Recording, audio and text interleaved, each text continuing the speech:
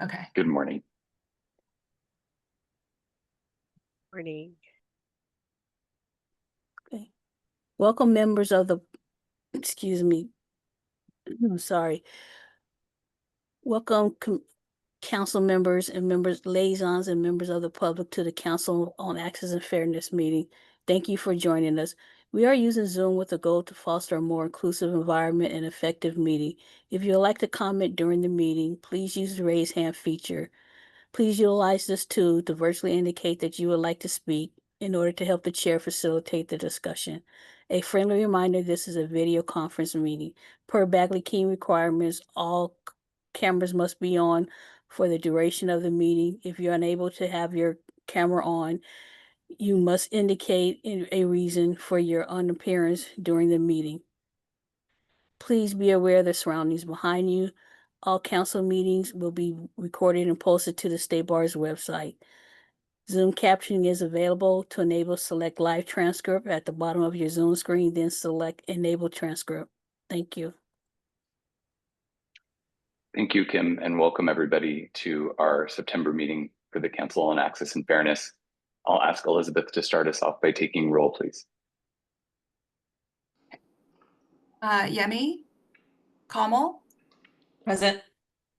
Tara, Cecilia, Present. Tristan, Carlos, Present.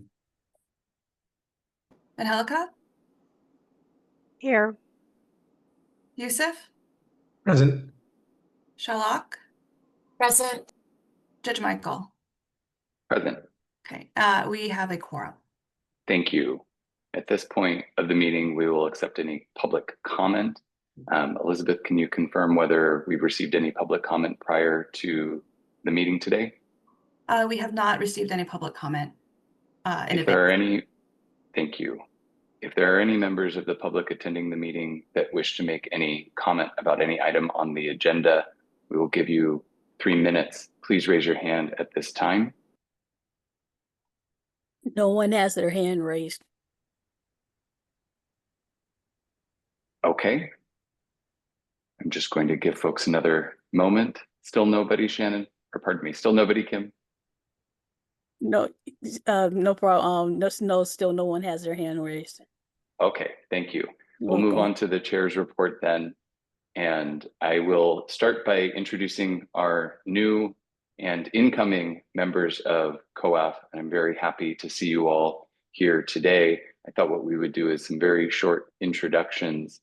Carlos Rosario is a new member, and he is actually a voting member for today's meeting. We also have Dr. Tita Gray and Wenner Vo, who are observing today, not voting members today, but will be at our next council meeting. We're very happy to have you here.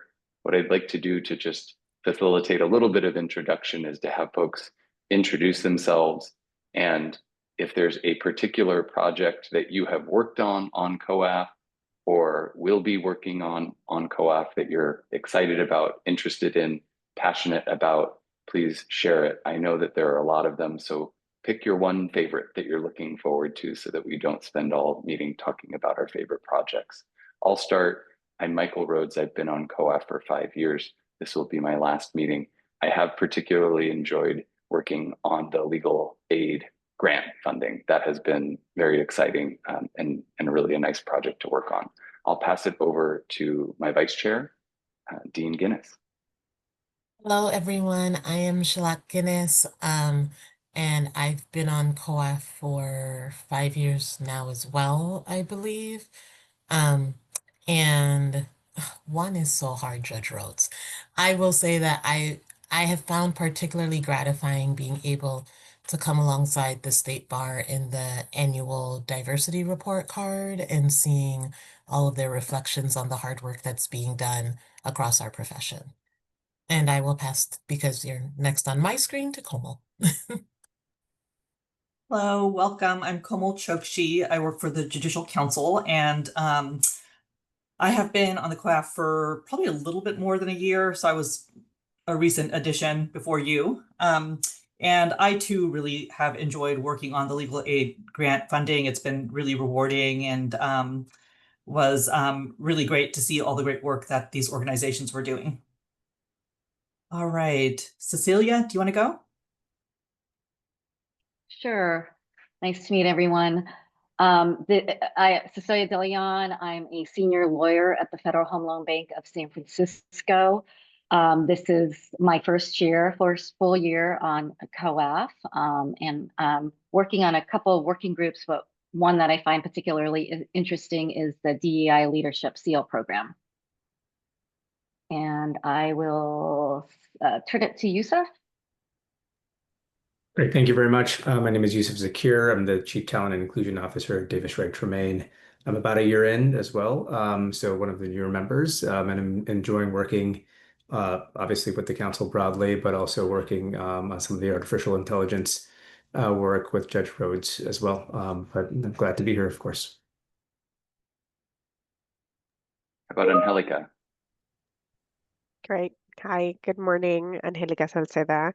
Also a COAF member, and I think I've been on, I sort of lose track, but I think around 5 years, and I've enjoyed a lot of the work on reviewing some of the trainings and providing input on those. So it's been a great pleasure, and I will pass it on to Sarah. Oh, I didn't realize I was part of this. Yeah, I'm Sarah Good. I'm the Board of Trustees liaison for COAF and a proud former member of COAF. Judge Rhodes, we're going to miss you dearly. So, but no, you're moving on to bigger and better things for Californians. And I just really enjoy the work of COAF. I really appreciate all of the work that COAF does and takes up to the Board of Trustees to inform some of the decisions that the board has to make about various things. So, and it's a great group, and welcome to the new members. We're delighted to have you. Carlos, you are now one of the members as well, so we'll go to you. Oh, sure. Carlos Rosario. I'm worked at a few different tech companies in Silicon Valley. I've been president of both the Santa Clara County Black Lawyers Association and La Raza Lawyers Association.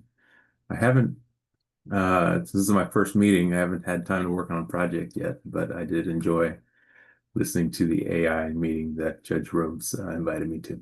So I'm excited to be here. Dr. Gray? Good morning, everyone. I'm so happy to be here. I serve, my day job is I run diversity, equity, and inclusion for Superior Court's first DEI program. I've been with the court now almost 3 years. It'll be 3 years in October. And I serve on the anti-bias committee, our judicial anti-bias committee, just completed an anti-bias training as well for them. I filled out the paperwork and facilitated getting the court to be part of the DEI, the California State Bar DEI SEAL program. And I also serve on our judicial D&I committee. So I'm very happy to be here. This is a great honor. Thank you. Thank you. Wenner?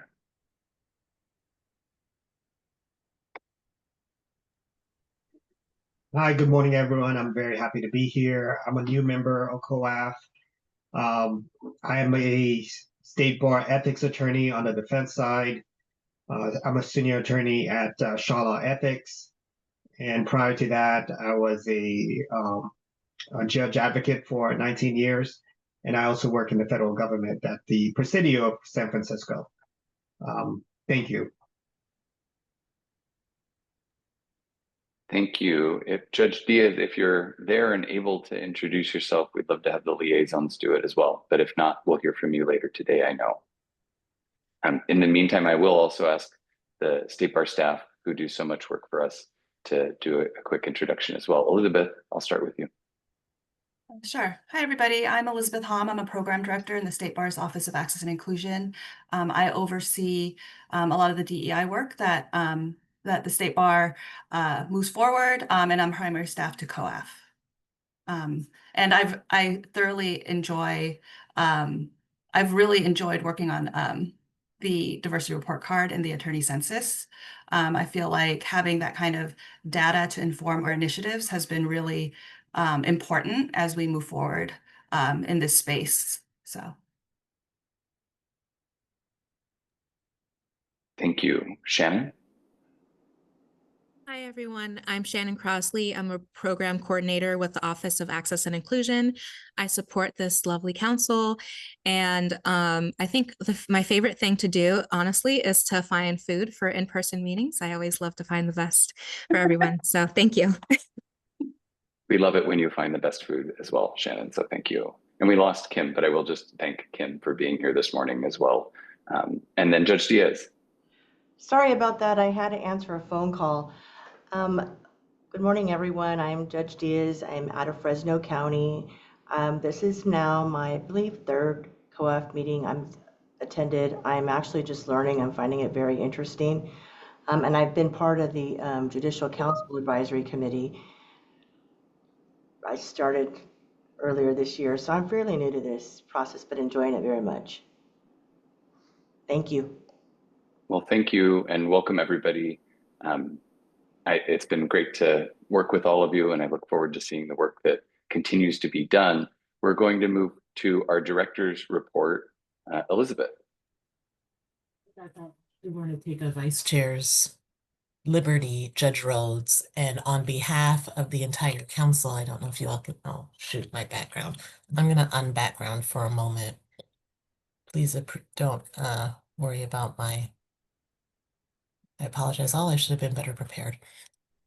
Judge Rhodes, I have a plaque that will be mailed to your office, but I just want to say on behalf of the council, both current and everyone that you've worked with since 2020, thank you for your dedication. Thank you for your care. The plaque reads, presented to Judge Michael Rhodes in appreciation of your dedicated service on the Council on Access and Fairness 2020 through 2025. It is severely inadequate for all that you have done to advance access to justice, to advance fairness, to think about those in our community, both legal and the general public of California, who need a fair, a just, and an equitable system in order to find themselves in place. And in times over the past 5 years where we have seen decreasing public support and confidence in the justice system, it is reassuring to all of us that you have worked with on COAF, that you are on the bench, that you are part of our legal community, and that you are restoring that. So on behalf of Sal and Heather and Ryan and Jazarel and all who I've reached out to and would send many, many comments that would take the entire day if we were to speak of how wonderful you have been. Thank you. Thank you so much for your even-handed leadership this past year, for your service as vice chair the years before, and really, truly, again, for modeling for us just even that we had the pleasure on COAF of seeing your ascension to the bench and modeling for us what it looks like to have a great colleague, and hopefully for many of us, a dear friend that we will be able to count on. I'm so thrilled in higher education to know that you continue to speak to students, that you continue to lead them forward, and that we can know that across our profession, again, we are in good hands. So thank you for all you've done on COAF. Thank you for all you will continue to do. Judge Diaz, we love you, but in case you ever cannot make a meeting, we hope Judge Rhodes will be your replacement liaison at some point or a secondary liaison. And we appreciate all that you have done. Thank you. That's really nice of you, Shalak. It's been great to get to know you and work with you, and great to work with everybody. I will just say none of this would be possible without our State Bar staff and without Elizabeth, especially keeping us moving forward over the last years, and we'll continue doing that in the future. I'll just say one thing, which is I've taken a lot of oaths before, and it's hard to believe that it was 5 years ago that I took the oath to be a member of COAF. I don't know that our new members have done it yet or not, but it's the standard government code oath. And I took it at a mail service, essentially a private mail company here in my neighborhood. And there were a bunch of people standing around. It was right in late 2020. and I'm standing there taking an oath to defend the Constitution of the United States and the Constitution of the state of California. And I thought it was a little odd because of the environment. There were no lawyers around, no judges around. And at the end, everybody started clapping, which was very surprising. They didn't know me. They didn't know who I was or what I was taking the oath for.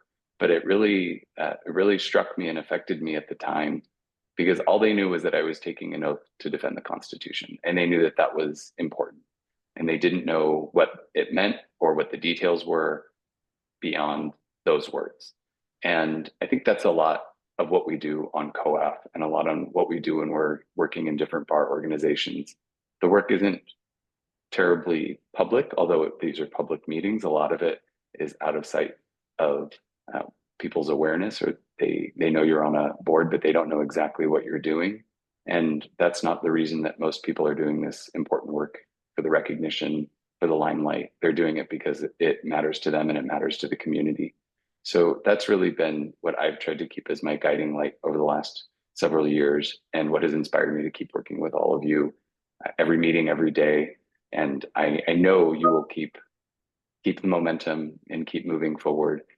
Shalak, I have nothing but full confidence in you in taking over and moving us in great directions. And I hope I will be back in some capacity or another.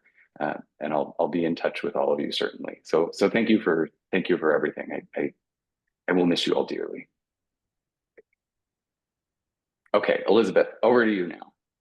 Okay, so I want to echo my appreciation and thanks to you, Judge Michael, as well. You've been an excellent COAF member and chair, and I do feel like we may rope you in to help us with other things moving forward. I also wanted to recognize Angelica. It's your last meeting as well. So we want to thank you for your service, and hopefully you will both become a part of our COAF alumni who we often invite to events, and hope to see you again and help us out in the future on various initiatives. So I also wanted to provide an update on the Legal Aid Leaders Fellowship Program that both Judge Michael and Kamal had mentioned. So we, COAF, partners with the Legal Services Trust Fund Commission. And for those of you who don't know, that is the sub-entity at the State Bar that administers grants to legal aid programs. And so as part of their grant making, they have a discretionary grant that funds law students at legal aid organizations during the summer. As most of you know, one of our priorities with COAF is recruitment and retention in the profession. What we found in our 2019 California Justice Gap study is that there is often public interest drift with students who enter law school with the intention of going into a career in the public interest. They often drift away from that during the course of law school because of financial burdens and debt load. And so what we also found in our 2019 study is that if a law student has an internship with a legal aid organization during law school, they are more likely to stay on course with the public interest career. My background is in legal aid, and back when I was in legal aid, most of our law students, our interns, our law clerks, they weren't paid. We tried to give them help them get school credit and those kinds of things, but nothing really replaces being able to have some money, especially during the summer. And so this fellowship began 3 years ago, and the Trust Fund Commission, recognizing COAF's work with recruitment and retention, invited COAF members to participate in the review of these grant applications. And so I know Judge Michael and Kamal have been very, very busy reviewing applications. I know that for the summer 2026, we already had that application cycle open and close. There were 61 legal aid grantees that applied for funding for fellows, and they requested funding for 288 fellows, which is incredible. For 2025, we were able to fund about 170 fellows, so we hope to fund a similar number for 2026. But that all does depend on the funding for these fellows comes through a donation line on the attorney licensing fee statement. There is a $45 opt-out, and $5 of the $45 goes towards these fellowships. So for those of you who are licensed attorneys, when you're paying your licensing fees, that this is a glimpse into like where those dollars actually go. And it's very important and very impactful for the fellows. We've been able to create cohorts out of the fellows to provide them additional training and support, and hopefully networking, so that when they do become attorneys, they will already have a network of public interest-minded attorneys that they can rely on. So thank you again, Judge Michael and Kamal. I know it is a tremendous amount of work to review all those applications. Yeah, that is my report for today. Thank you. All right, we'll move on to the next agenda item, 3.1, which is approval of our last session minutes from June 27th of this year. Are there any comments, questions, or amendments to those minutes? I don't see any. I'll entertain a motion. I'll move to approve. Kamal moves. Any second? I second. second. Nice. Angelica will second. And Elizabeth, if you would take the roll, please. Sure. Yemi, Kamal, Aye. Tara, absent. Cecilia, Approve. Tristan, absent. Carlos, Yes. Angelica, Yes. Yusuf, Yes. Shalak, Yes. Judge Michael. Yes. We have 8 yeses, 0 nos. Motion carries. Thank you. The minutes are approved. We'll move to item 4.1, which is an update and discussion on Rule of Professional Conduct 8.3 and Rule 8.4.1 from George Cardona. I see he is with us. Thank you for being here. We look forward to hearing from you today. Sure. Thanks for having me. So I'm going to go ahead and share my screen with the PowerPoint.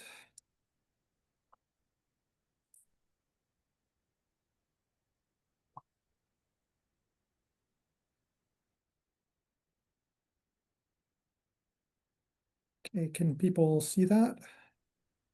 Yes. Excellent. Thanks. So really, this is just an update on new data for Rule 8.3.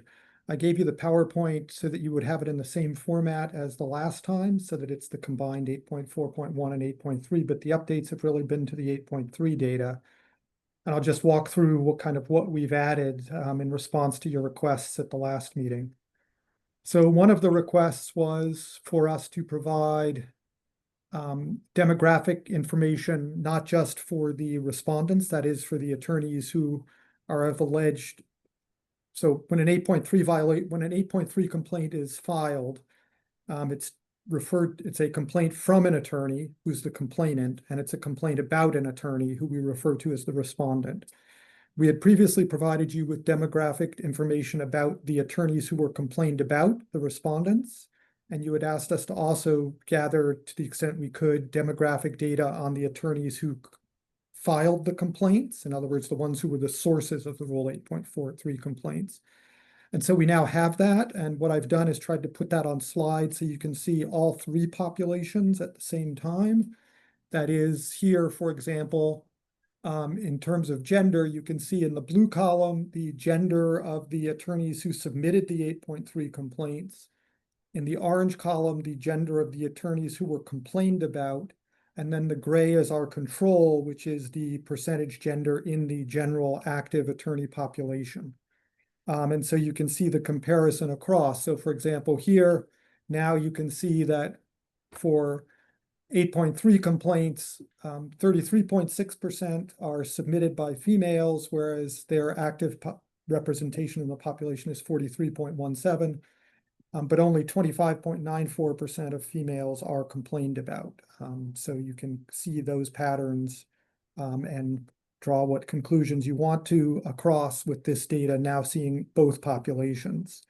And I'm sorry to just to cut in to orient some folks who may not be as familiar with 8.3, this is the relatively new rule that was adopted in 2023 that says lawyers shall report to the state bar if they have credible evidence that another lawyer has either committed a criminal act or has engaged in misconduct, and that could be dishonesty or fraud or something that reflects on their honesty or trustworthiness or fitness as a lawyer. So that's the background here. Sorry, George. Sorry, my apologies. I should have started that way, but dove right into the data.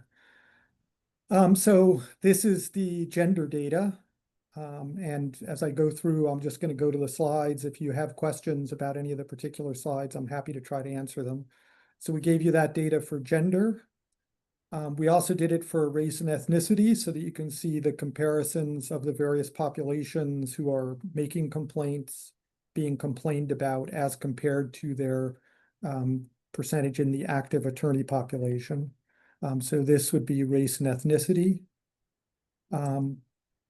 We also did it for firm size so that you can see across that.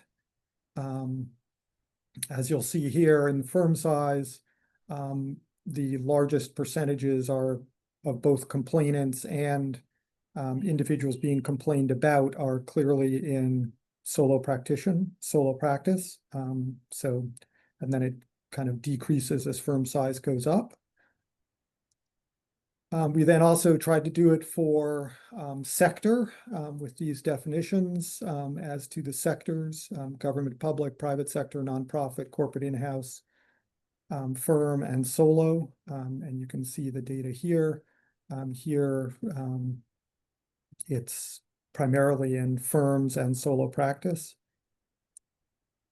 We then picked the top 8 practice areas for both complainants and respondents, and it turned out that they were aligned so that the top 8 practice areas for respondents, the attorneys complained about, were in fact the same as the top 8 practice areas for those making complaints.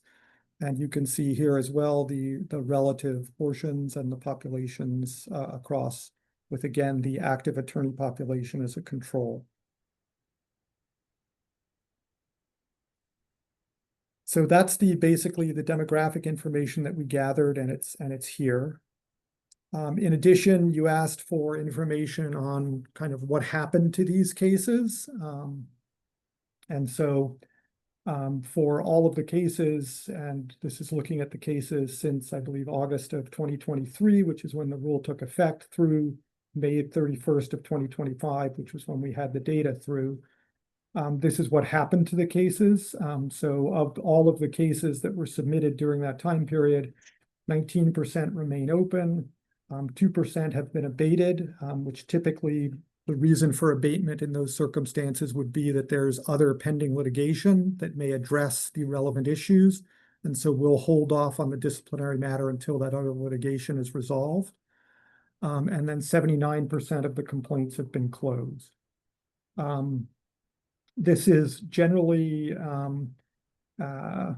somewhat consistent with our other types of complaints, although a slightly higher percentage is remaining open and in investigation, and that's consistent with our review, which suggests that for 8.3 complaints, which have to be submitted by attorneys, generally a higher percentage move forward to investigation. In part because attorneys are better at putting together complaints and putting together the information that will provide what's needed to move forward to investigation. So that's that. And then the case stage of closure, you can see that 35% were closed in intake, 64% were closed in investigation, 1% were closed in pre-filing, and essentially 0% were closed post-filing. This too is consistent with our kind of anecdotal data that these complaints tend to move forward to later stages. For our overall complaint population, we typically close between 55 and 65% in intake. And then typically between 3 and 4% move forward to filing or pre-filing and post-filing. So you can see that a larger majority of complaints are moving forward to investigation. The difference here is probably a result of time, in that many of the complaints we've received since the rule only took effect in 2023, there's probably a large proportion of complaints that have not yet had time to move through investigation into pre-filing. So over time, we would expect these numbers for pre-filing and post-filing to increase as more complaints move through the system and get to that stage. The other thing that you had asked for was the basis for the closures. So we've pulled some of our codes that we use to code cases and the reasons for closure to look at 8.3 complaints in particular. As you can see, the overwhelming majority of those that were closed for insufficient evidence. That's consistent with our other complaints. The overwhelming basis for closure is that after investigation, and after basically getting the respondent's explanation of what occurred and following up on that, the overwhelming majority of our complaints end up getting closed for insufficient evidence. Other reasons are duplicate, so it would be duplicative of a complaint that we had or another matter that we had already here. Diversion, our diversion program where we resolve them with non-disciplinary mechanisms through diversion, that is an agreement that if they perform certain conditions over a period of time, typically between 9 and 12 months, we will then consider the matter and close it out without proceeding with a disciplinary proceeding. Other non-disciplinary resolutions, which includes things like warning letters, agreements in lieu of discipline, things other than diversion, which are nevertheless non-disciplinary resolutions. A very small number of matters that have moved all the way through to discipline. Other matter, we've closed it in lieu of another matter. So for example, if we get an 8.3 complaint, but the attorney has other matters that lead to, for example, disbarment or discipline, we may close the 8.3 matter in light of what's occurred in another case because there's no point in continuing to pursue the 8.3 matter. Death of respondent, and then other.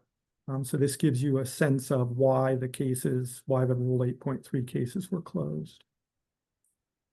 And then finally, there was a request that we identify what are the most common allegations in Rule 8.3 complaints. And so we pulled the top 10 allegations categories. So these are violations grouped into categories. To try and identify kind of the general basis for the allegations so that we can group them into categories that have meaningful amounts. So here you can see the top 10 allegations covered basically roughly 93% of the complaints we got. All other allegation categories were only 6.52%. And you can see that these were the most common. Professional integrity or honesty related complaints, interference with judicial administration, client neglect or abandonment, violations of other laws, client trust related complaints, improper conduct towards the opponent, unauthorized practice of law, client loyalty, client fees, and then advertising. So this will give you a sense of kind of what general areas we're seeing the 8.3 complaints in. And I think that was all the new data. And I will turn to you. I think that addressed all the requests, but want to make sure. I know every time you're here, we ask for more data, more information. I do appreciate this. It's very helpful. It's very interesting, at least to me, given the age of the rule, to see how it's kind of playing out. I have to ask, because if I read your chart correctly, there was one case that went to the discipline stage. And do you know generally what the nature of that case was? If not, that's okay. I'm just curious. I don't. I would have to go back and look at that particular. I'm not asking you to do that. I was just wondering that the following table about the different types of complaints, I think, is illuminating, at least to me. Are there any other questions or comments from any of our members?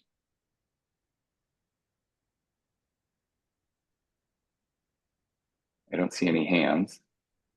Oh, Shalak. So sorry. George, thank you again. I echo Judge Rhodes in having you and your office just gathering all of this data. I appreciate the data across the demographics because it was a major concern of ours that perhaps this rule, whether or not this rule was being weaponized. And so my reading is that particularly around gender identity and race, that it is proportional to representation in the attorney population. Just want to make sure it appears not for non-binary, but my assumption is that those numbers are so small that Yeah, even the one or non-binary two would numbers appear. the non-binary numbers are very small, so I would hesitate to draw conclusions from those. Mhm. You know, for the ones where we have larger numbers of people, absolute numbers, you can see, you know, what this suggests is that female attorneys tend to be lower than their representation in the active population, both in terms of submitting 8.3 complaints and in terms of being the subject of 8.3 complaints, whereas males tend to be higher in both of those categories. And across race, ethnicity, it also appeared to be relatively proportional to representation in the attorney population. Yeah, across race and ethnicity, it tends to be fairly close. You can see here over on the right, it does appear that white attorneys appear to be, the number of white attorneys submitting 8.3 complaints appears to be higher than their representation in the active population. So the 67% of complainants are white as compared to 60% of attorneys in the active attorney population being white. So there is a slight increase there. The rest of the numbers Oh, I'm so appear sorry for cutting you. kind of in line with their representation in the active population. The one that gave me most concern is that on the Hispanic Latino population, that they, as respondents, appear to be double their representation in the active attorney population. Correct. And so I wondered if it were possible, and perhaps this is for COAF to think about whether there are any interventions that may need to be engaged with or further research that may need to be done to try to ascertain if there were reasons for that, if there were interventions, perhaps even around, I don't know, language, culture, etc., that we might do to ascertain where those complaints may seem to be coming from, if there's cultural competencies that need to be taught, or if in fact we are, there are legitimate 8.3 reasons for those complaints to be filed. But that did stand out to me as a place perhaps that COAF may need to do some research or engagement to see those be a little bit more proportional as respondents across. But I'm sharing that more for COAF than you, George. Sorry. Understand.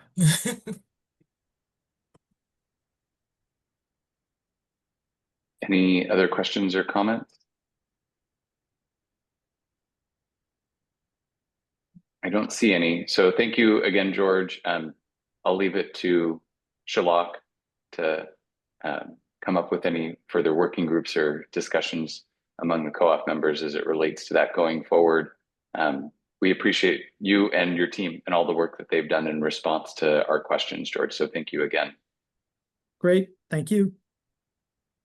We're going to move to an item that we'll take out of order here, which is item 4.9. It's a presentation and discussion on research related to less frequently considered forms of diversity.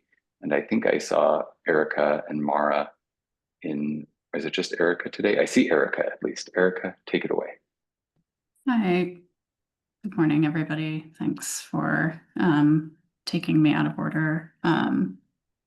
Here today to give you an update and have a little bit of a discussion on the research related to less frequently considered forms of diversity, which is part of goal 2, which is to protect the public by enhancing access to and inclusion in the legal system.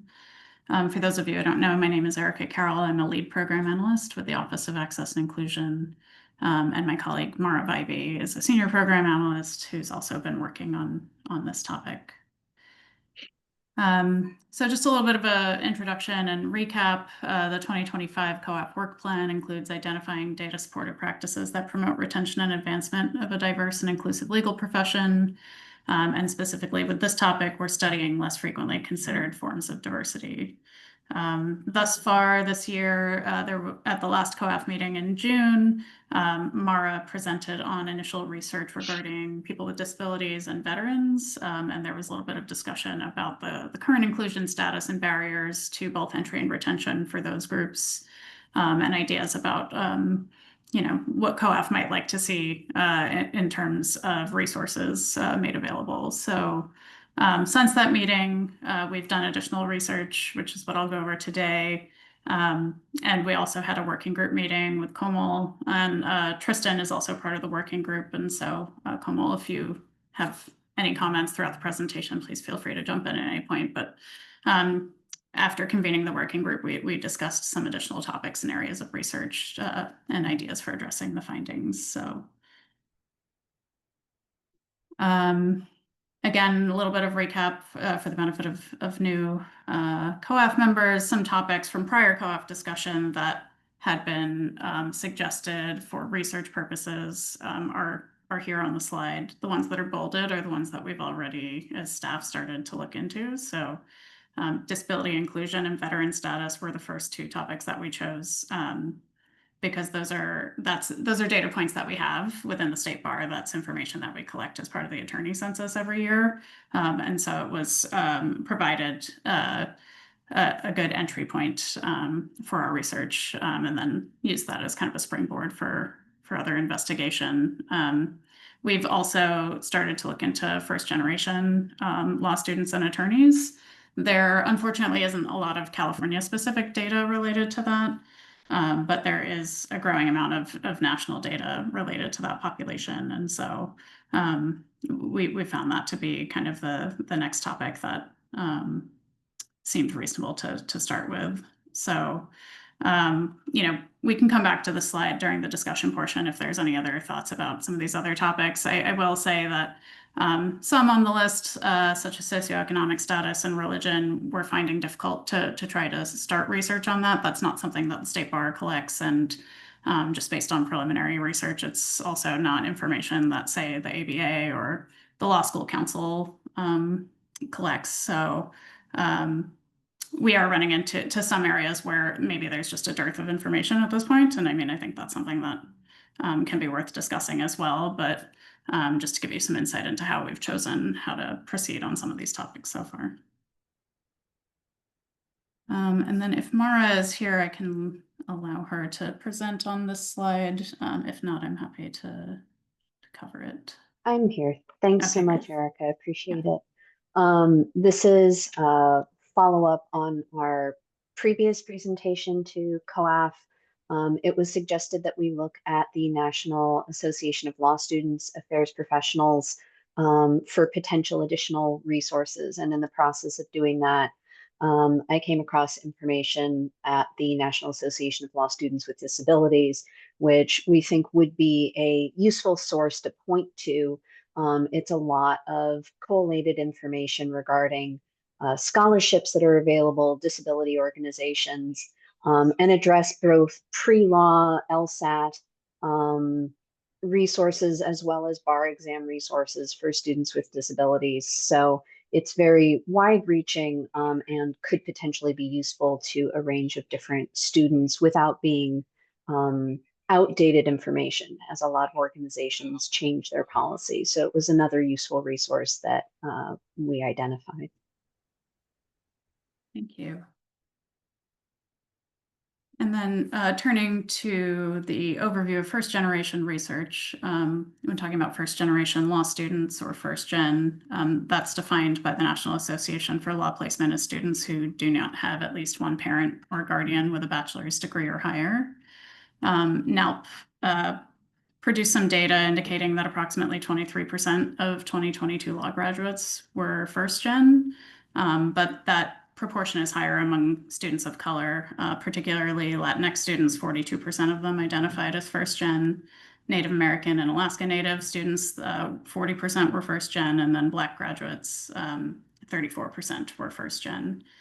And according to the Law School Admission Council, that percentage is pretty stable over time, it seems. Their data on the incoming 1L class for years 2021 through 2024 was also in the 23 to 24% range. So it's a substantial proportion of the student population and then the attorney population entering the profession. Some other data points are that first-gen students are more likely to be women. So 28% of students who are women also identified as first-gen. This cohort is likely to be older. 54% of first-gen students are older than 25. And a significant proportion of them also are part-time students. Some high-level findings from the research are that educational cost, as it is for most law students, is a concern, but for this population, they are more likely to incur debt in order to attend school. So over 1/3 of first-generation students anticipate accruing over $120,000 in student debt, which is in contrast to 23% of their peers who are continuing generation students. They're also more likely to be employed during law school in order to help pay for school and other costs outside of school. In terms of compensation, once they graduate and enter the profession, they tend to be compensated at lower rates. The median salaries for first-generation graduates are $20,000 less than continuing generation JD students, so meaning graduates who have a parent, at least one parent with a JD. It's median $20,000 less. And then for continuing generation college graduate students, comparatively, first-gen students earn $10,000 less. This appears to be connected to the employment sector. So first-gen students are more likely to practice in government, business, and public interest positions. But the research did indicate that even in a private practice setting, for example, there were differences in salary outcomes for first-generation students. It seemed to indicate that it might have to do with firm size. First-gen students tend to work at smaller firms rather than in big law, but there are those disparities. It also indicated that there's less, first-gen students are less likely to work in a position requiring bar admission. So whereas 92% of first-gen students were employed after graduation, only 78 or 79% were in a position requiring bar admission, and that's in pretty stark contrast to continuing generation students, which about 88% of them are in a position requiring bar admission. And then in terms of supports for first-generation students, there are several law schools that have programs that are geared to first-gen students. They might comprise, they're all a little bit different, but they might comprise having special orientation, 1L orientation for first-gen students, mentorship programs with, higher class students in 2L, 3L class, or alumni or faculty to help students during the law school process and then after graduation, networking and alumni groups, and then seminars and presentations on topics that would be of interest or germane to first-generation students.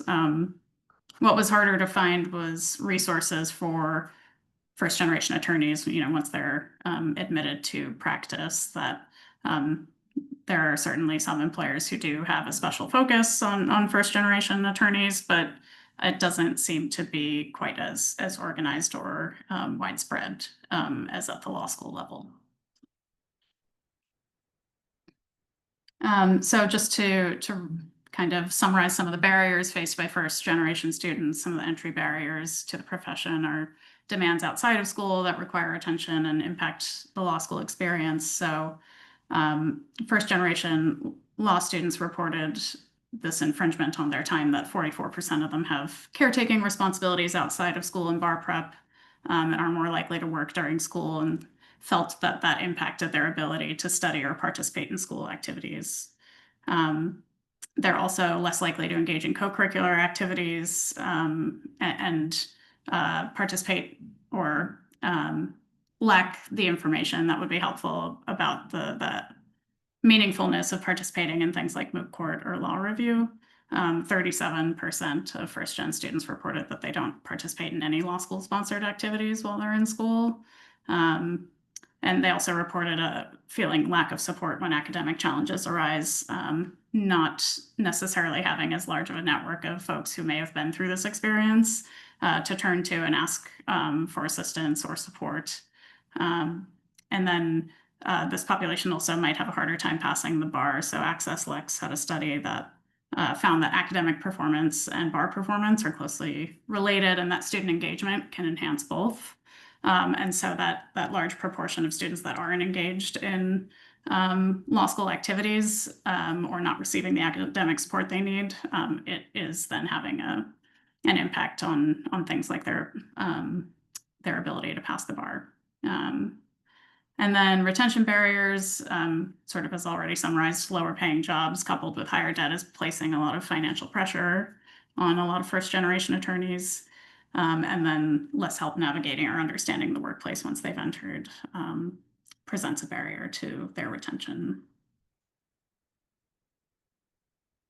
So this is just some possible recommendations about possible resources or supports that COAF might want to consider once we kind of finish the research phase of this work. So we are still looking into some of the other topics that have been brought up, but and my understanding is that there was desire to kind of finish research on all topics that we'd like to cover, that we feel we're able to cover before proposing specific interventions or resources in order to find common threads, perhaps, or areas where resources might be applicable to a variety of groups that we're looking at. So, so this is just meant to kind of be general, but and for your feedback. But one idea or one likelihood is that additional research might be indicated. So.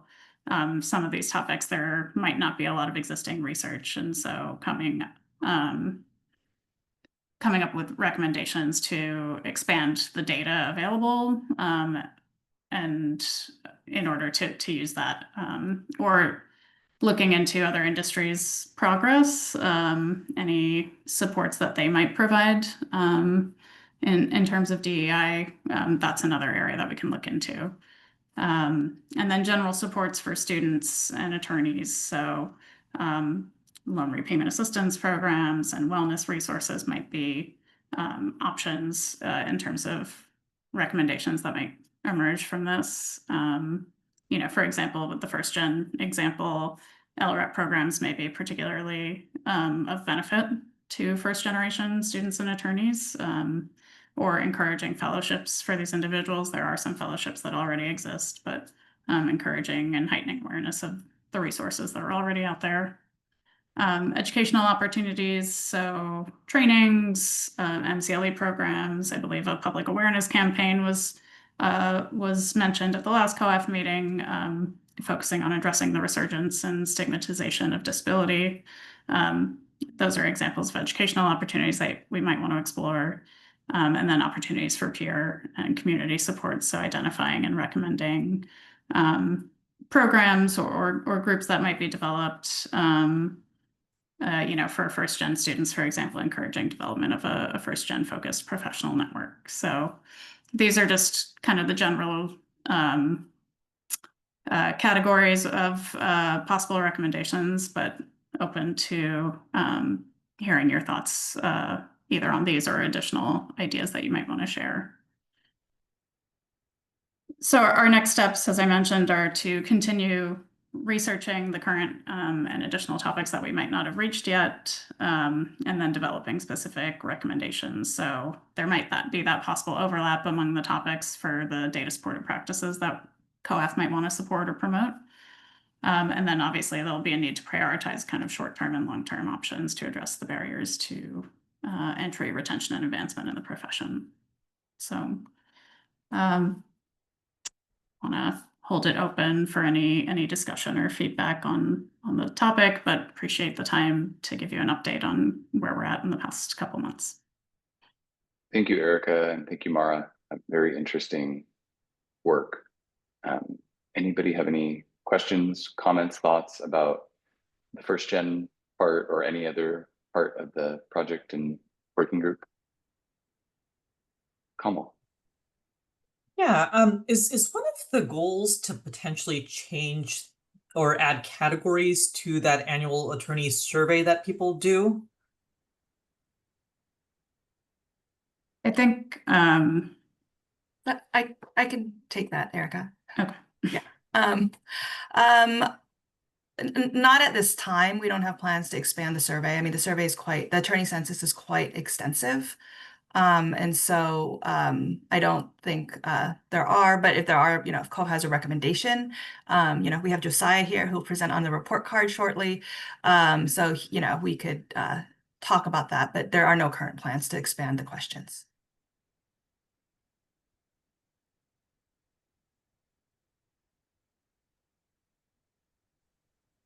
Anybody else? So Erica, I had a question about some of the data from now, and it looks like I saw that they broke it down in a couple different ways, but I wonder, I suspect the answer is no, but I wonder if there's any information out there about first gen as it relates to socioeconomic status, and particularly kind of, I know that there's a lot of overlap between the demographic data and socioeconomic status, but questions about that aspect of first gen people that are coming into law schools. I didn't see that, but I think that's definitely a question that I can look into for the next time that we meet. Can I ask, I'm going to put you on the spot, Dean Guinness, because I think this might be in your wheelhouse, whether Pepperdine at least or other schools in your experience have first gen specific programs or whether they're common?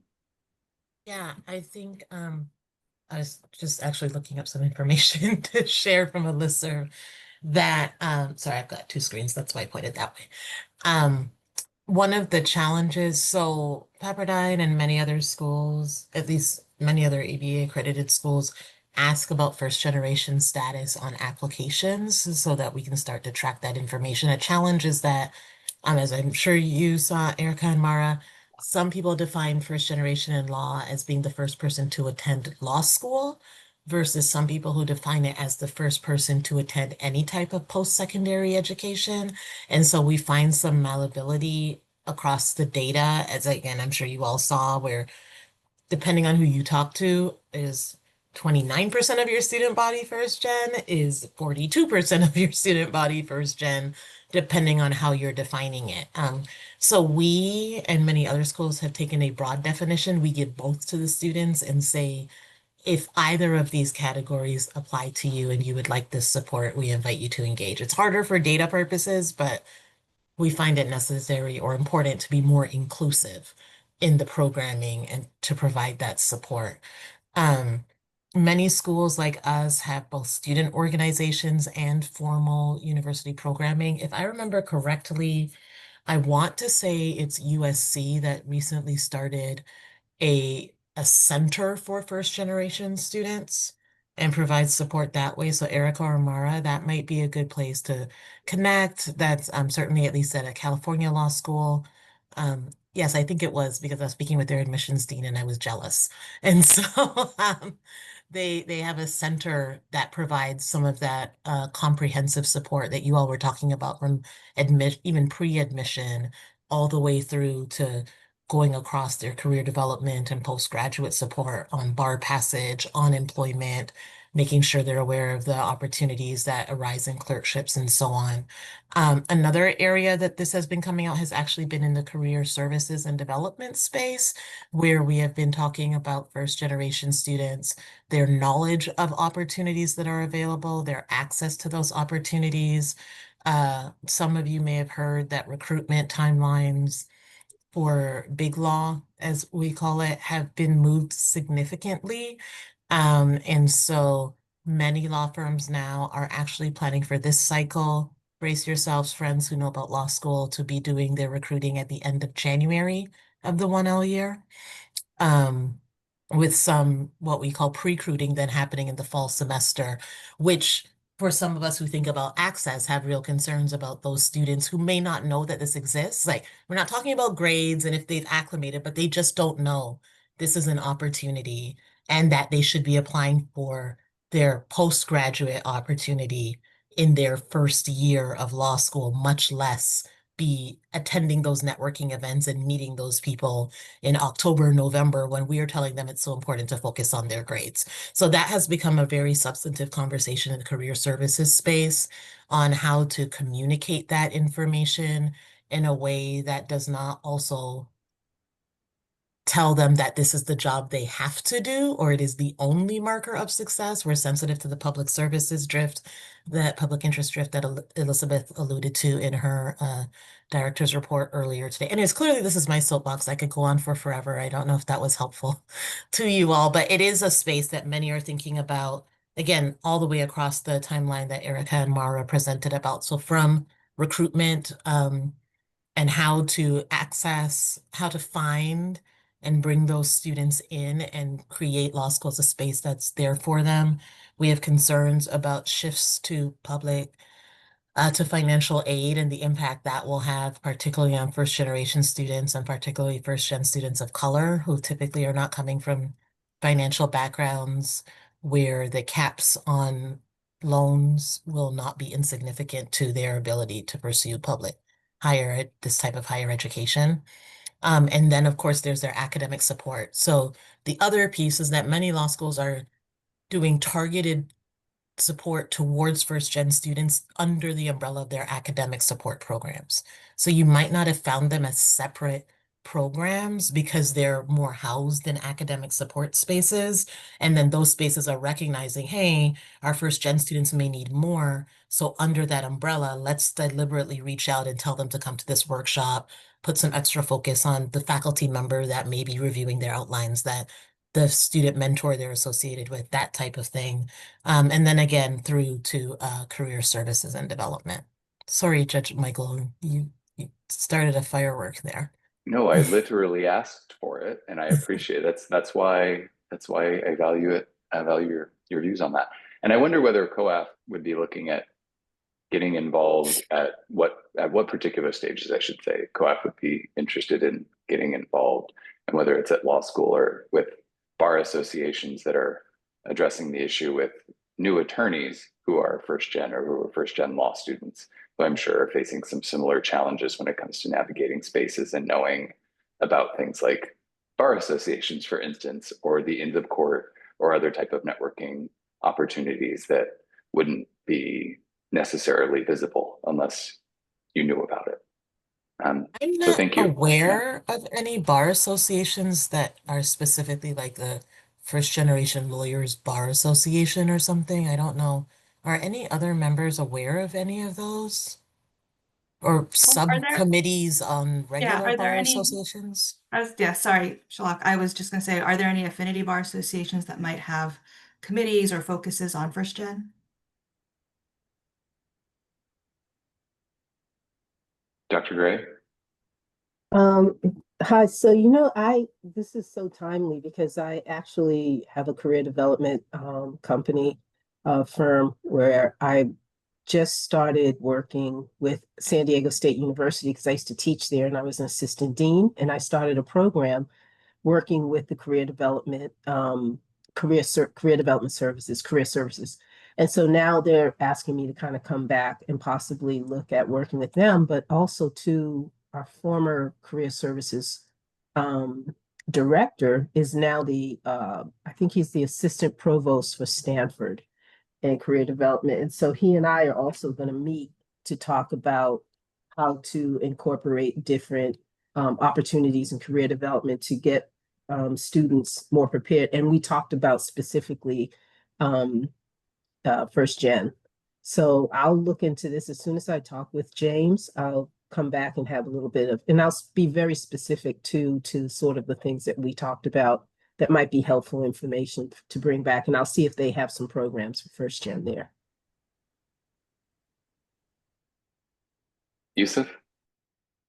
Yeah, I just wanted to note in terms of other additional places to look, Elizabeth, to your question, I haven't looked at all the affinity bar organizations for this subset, but I do know the American Bar Association's Young Lawyer Division had a first gen initiative, which has a number of trainings and protocols that they are offering for this population. So that may be an additional place to look for intelligence. And then the other piece I will say, which kind of builds on what Shalak was talking about on the school side, on the law firm side, a number of firms have, and this was in Erica's presentation, they have stood up first generation professional affinity groups. The definitions, to Shalak's point as well, have been pretty broad. I don't have our specific, we have an affinity group for first gen here. I don't have the specific definition right in front of me, but it is almost purposefully broad to capture as much of a population as we can capture, and then provide educational opportunities based on where people are seeking them the most. But that has been something that has been happening over the last several years, and I think has become a far more commonplace area of focus for law firms.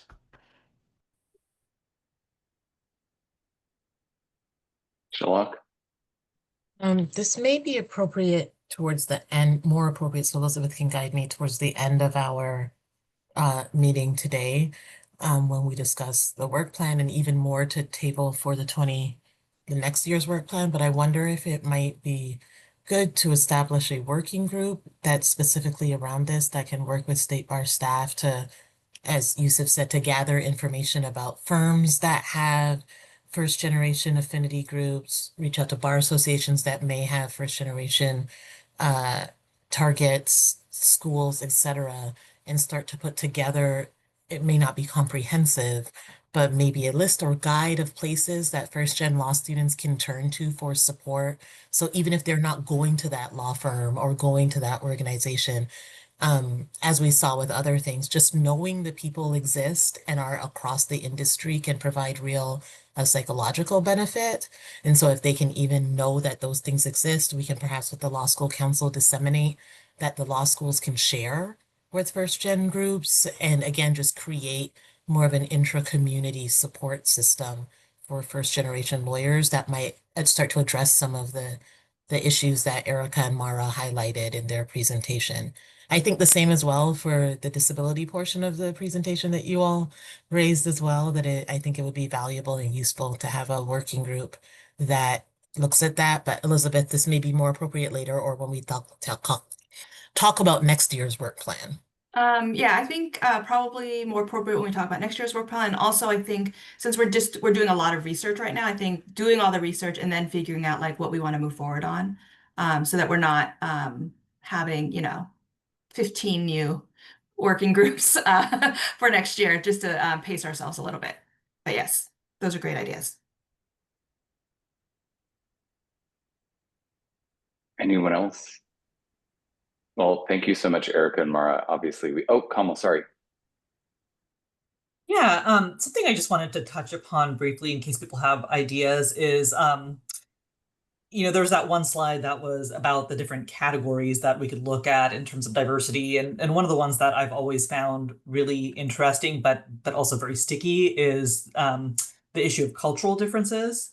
And, historically, I feel like it's been, I've been into DEI related jobs, and it's been very hard to kind of teach around that or have learning around that because people find it to be confusing or a little bit vague and ambiguous. But it's just sort of a seed I wanted to plant in terms of I think people often find that cultural differences can lead to tensions in the workplace or make people feel like they don't belong. But it's also extremely hard to find the right interventions. So I think it's a little bit early in the working group in terms of us identifying additional categories to look at, but it's just something that I think this group could benefit in terms of thinking about, just because it's very, very hard to wrap your head around it. And a few of the things that I've seen that I've found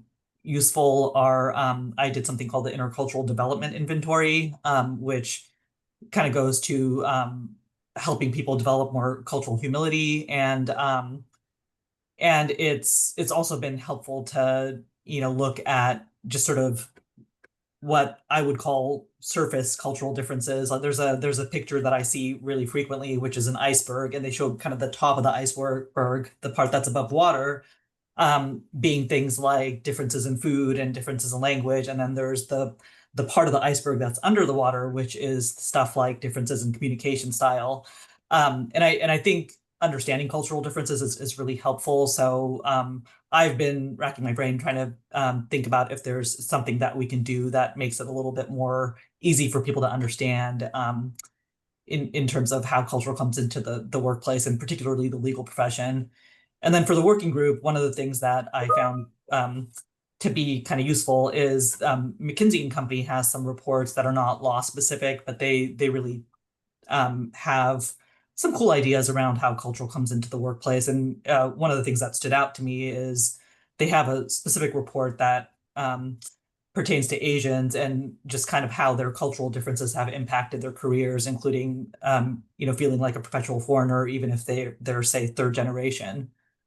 So just wanted to flag that. There's probably additional categories in that list that we had on the slide that people have opinions about, but it's something that I think the working group is looking at and could use your thoughts on when the time comes.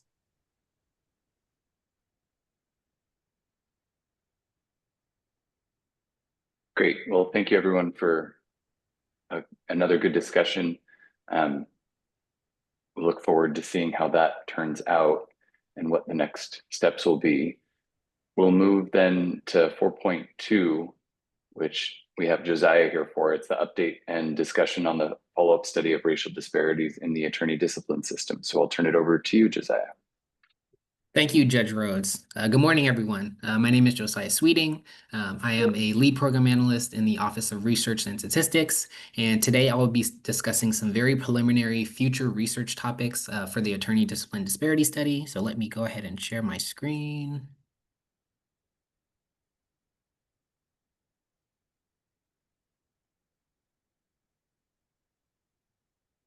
All right. Can you see my screen? Yes. Okay. But it's not presentation, Josiah. Yeah. It's just, okay. Okay, what about now? No. No? Okay, hold on.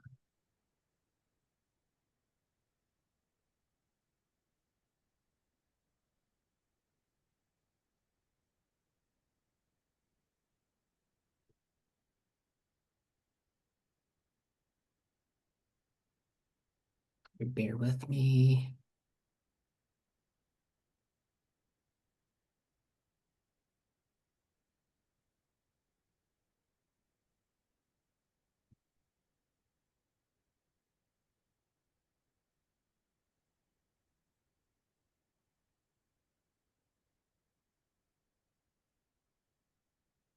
Okay, what about now?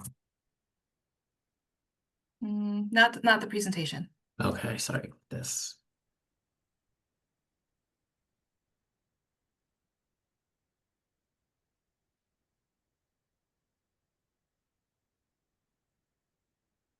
Okay, third time's the charm. Yes. Okay, thank you, everyone. All right, so today I will be talking about the Attorney Discipline Disparity Study. And so we will be talking about 3 areas of focus. And so those 3 areas being women of color, exploring control factors from the 2024 study, as well as practice setting with a particular interest in solo practitioners and small firm attorneys. And I'm sorry to interrupt, Josiah, just because we have some new members present, I just wanted to let folks know at our last meeting, we had a presentation on the 2024 racial disparity study in the attorney discipline system. And we at COAF had a lot of questions afterwards. And so the working group met to discuss potential future areas of focus for further research. And that's what Josiah is presenting on today. Yes, thank you, Elizabeth. All right, so when it comes to women of color, so the 2024 study, it mainly focused on groups with the largest disparities that were observed in the original 2019 study, which were particularly Black and Latino men. But what the 2024 study did also show was that Black and Latino women still face somewhat higher rates of discipline when compared to their white counterparts. And so what's important, and what we'll see a little bit later when I discuss the diversity report card, is that women of color are now the fastest growing group among newly admitted attorneys. And so as their representation grows, it's going to be really important to understand their discipline outcomes to help promote their retention within the legal profession. All right, and secondly, looking at some additional controls. And so what the 2024 study also showed was that racial disparities in discipline, they tend to shrink when various factors are accounted for, but as an attorney, you don't really experience controls. And so they experience the profession as their individual selves. And so some additional controls that showed significant impacts on the disparities will be explored a little bit further, with the first being counsel representation. So in the midst of going through the discipline process, attorneys have the opportunity to obtain counsel to help them through that process. And so we want to learn a little bit more about who obtains this counsel, when in the discipline process they obtain it, and for what reasons. And then in addition to that, also kind of assessing what is the population for this counsel representation for the attorneys who are getting this representation. The second area relates to funds-related offenses. And so CTAPP, or the Client Trust Accounting Protection Program, has really done a lot of education over the last couple of years to kind of expand attorneys' knowledge about how to be compliant. And we've seen the number of bank reportable actions decrease. But even with this decrease, we still see that disparities do persist.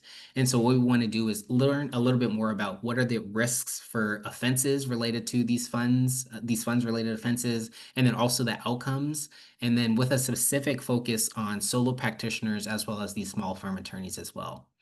And then lastly, looking at prior investigations. So the 2024 study also showed that, the more investigations an attorney has, the more likely that they'll face discipline. And so what we want to learn is more about how and why attorneys accumulate these investigations, and then how archiving and this open complaint gate interact with these high volumes of investigations and complaints. And then finally, looking at practice settings. So we want to look at some trends broken out by practice sector and firm size. And so with this, we kind of want to learn more about where attorneys work by sector and firm size. Once again, also breaking out by race, ethnicity, gender, years since admitted to the state bar, and region, to potentially spot any shifts, particularly once again among solo practitioners and small firm attorneys. And then also looking at process and outcomes by setting. So tracking cases throughout the complaint and discipline process for each sector and firm size, and then also looking at that counsel obtainment, and then the impacts of the archiving of complaints as well. And then just some other additional topics that we want to explore in the future as well is OCTC, or the Office of Chief Trial Counsel, which is the office that investigates complaints and doles out discipline, looking at the processes that they've taken and any changes that they've had in the training. So really looking at documenting these major process changes since 2019. So when it comes to the intake, the charging standards, and also how OCTC is training their investigators to look at these complaints and then subsequently dole out discipline, and then determining whether they're timing these changes, whether the timing of these changes aligns with the shifts in these discipline disparities or the reduction thereof. And then finally, looking at early career complaint trajectory. So testing whether attorney complaints that are received in the first few years of an attorney starting practice are associated with later discipline outcomes. So once again, comparing those results by sector, firm size, and then also demographics to identify kind of some early indicators of future potential discipline. And once again, these are also just preliminary areas of research that we hope to explore in the future. But if there are any other questions, I'll take those now.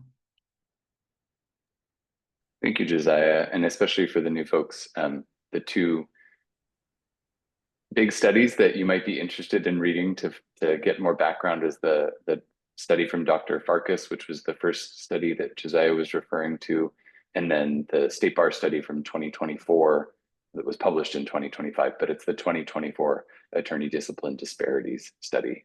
Those are really helpful reading in this conversation. Any questions or comments for Josiah? None? Okay. Thank you, Josiah. Much appreciated. We look forward to hearing more. We'll move on to the next item, which is 4.4 from Elizabeth, an update on the Provisional Licensure Program. Thank you. As we discussed last meeting, due to the difficult issues stemming from the February bar exam, the Supreme Court expanded the Provisional Licensure Program, which would allow any first-time test applicant who either failed the bar exam or withdrew from the bar exam to participate in the Provisional Licensure Program, which would allow them to practice under the supervision of a California attorney. This supervised practice program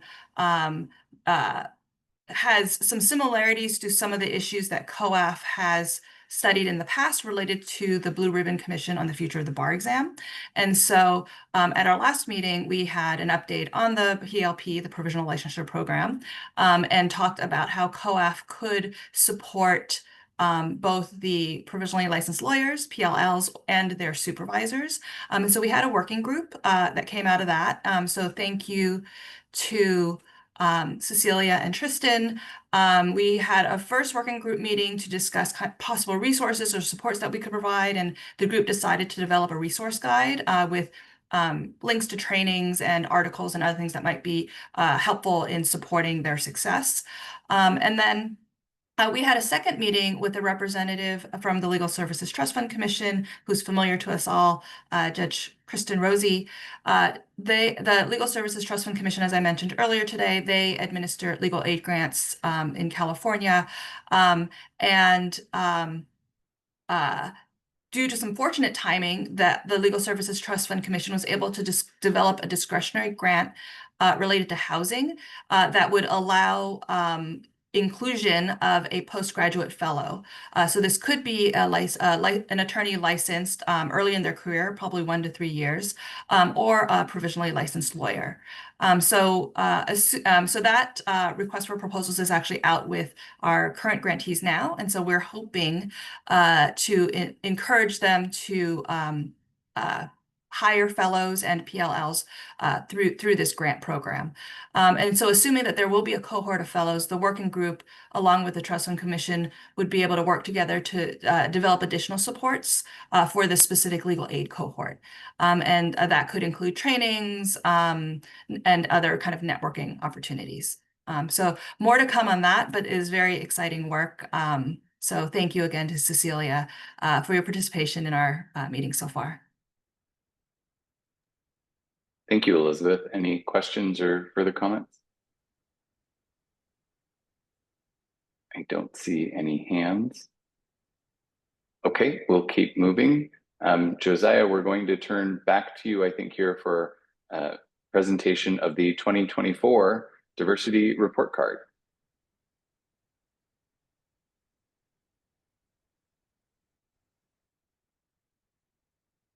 Yes, I am up again. Let me try to share my screen, hopefully successfully this time.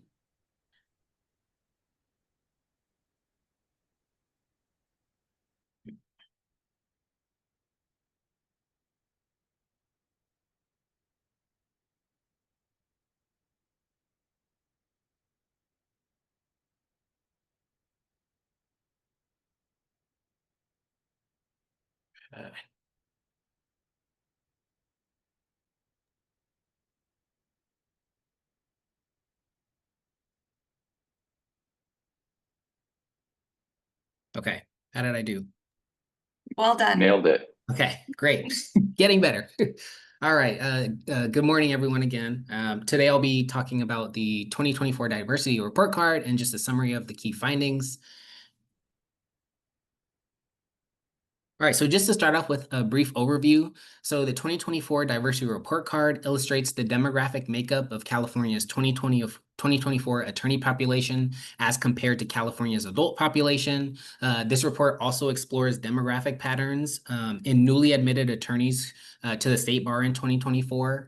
And so what the report shows is that there were nearly 196,000 active licensed attorneys and 6,000 newly admitted attorneys in California in 2024.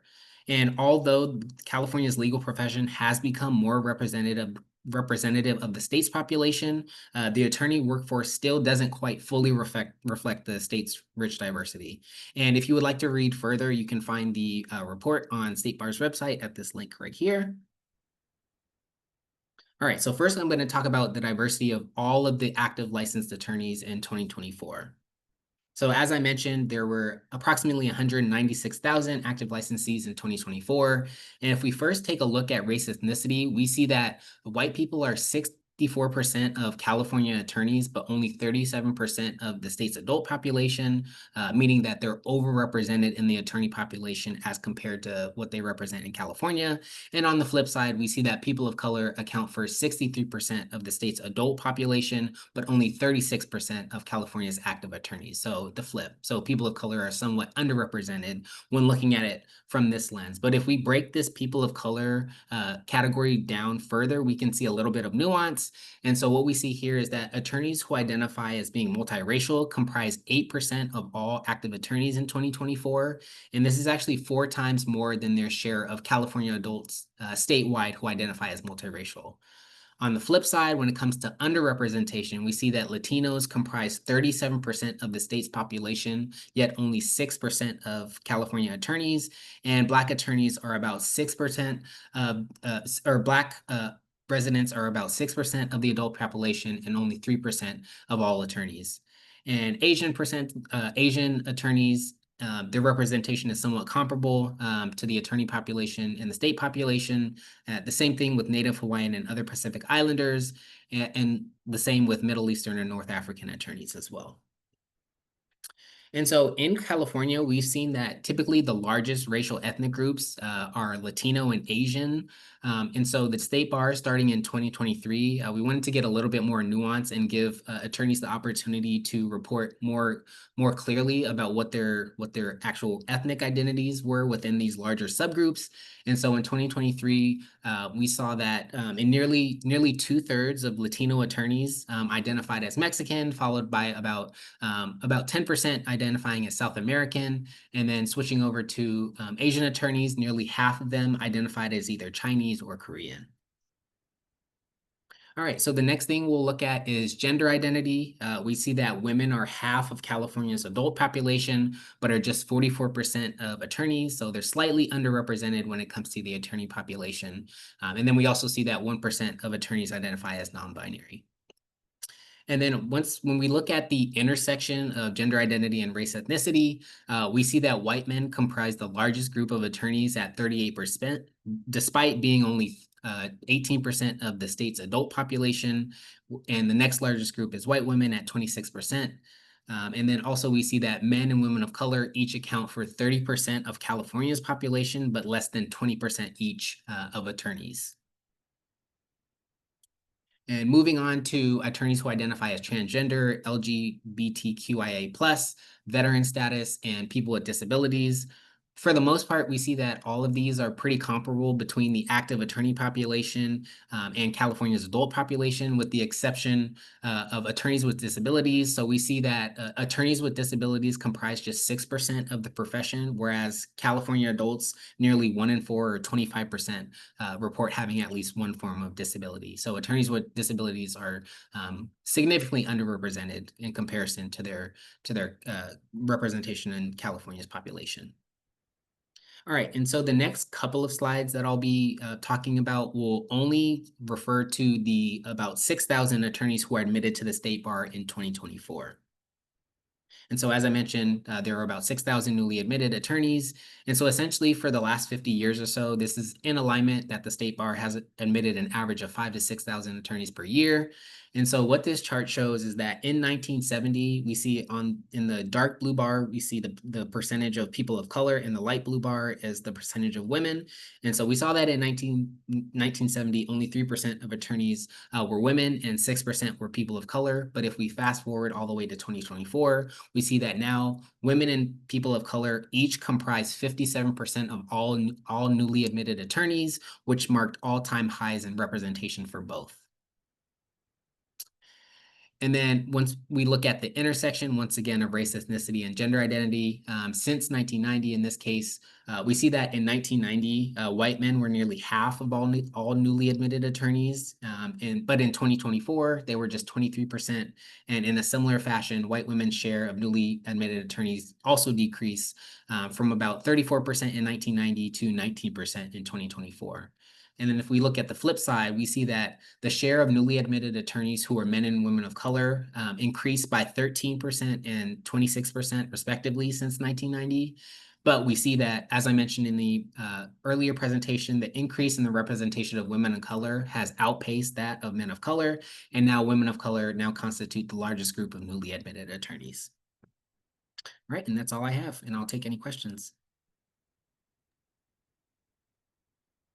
Any questions? A lot of the details are in the report itself, which is really fascinating and interesting to read. Dr. Gray.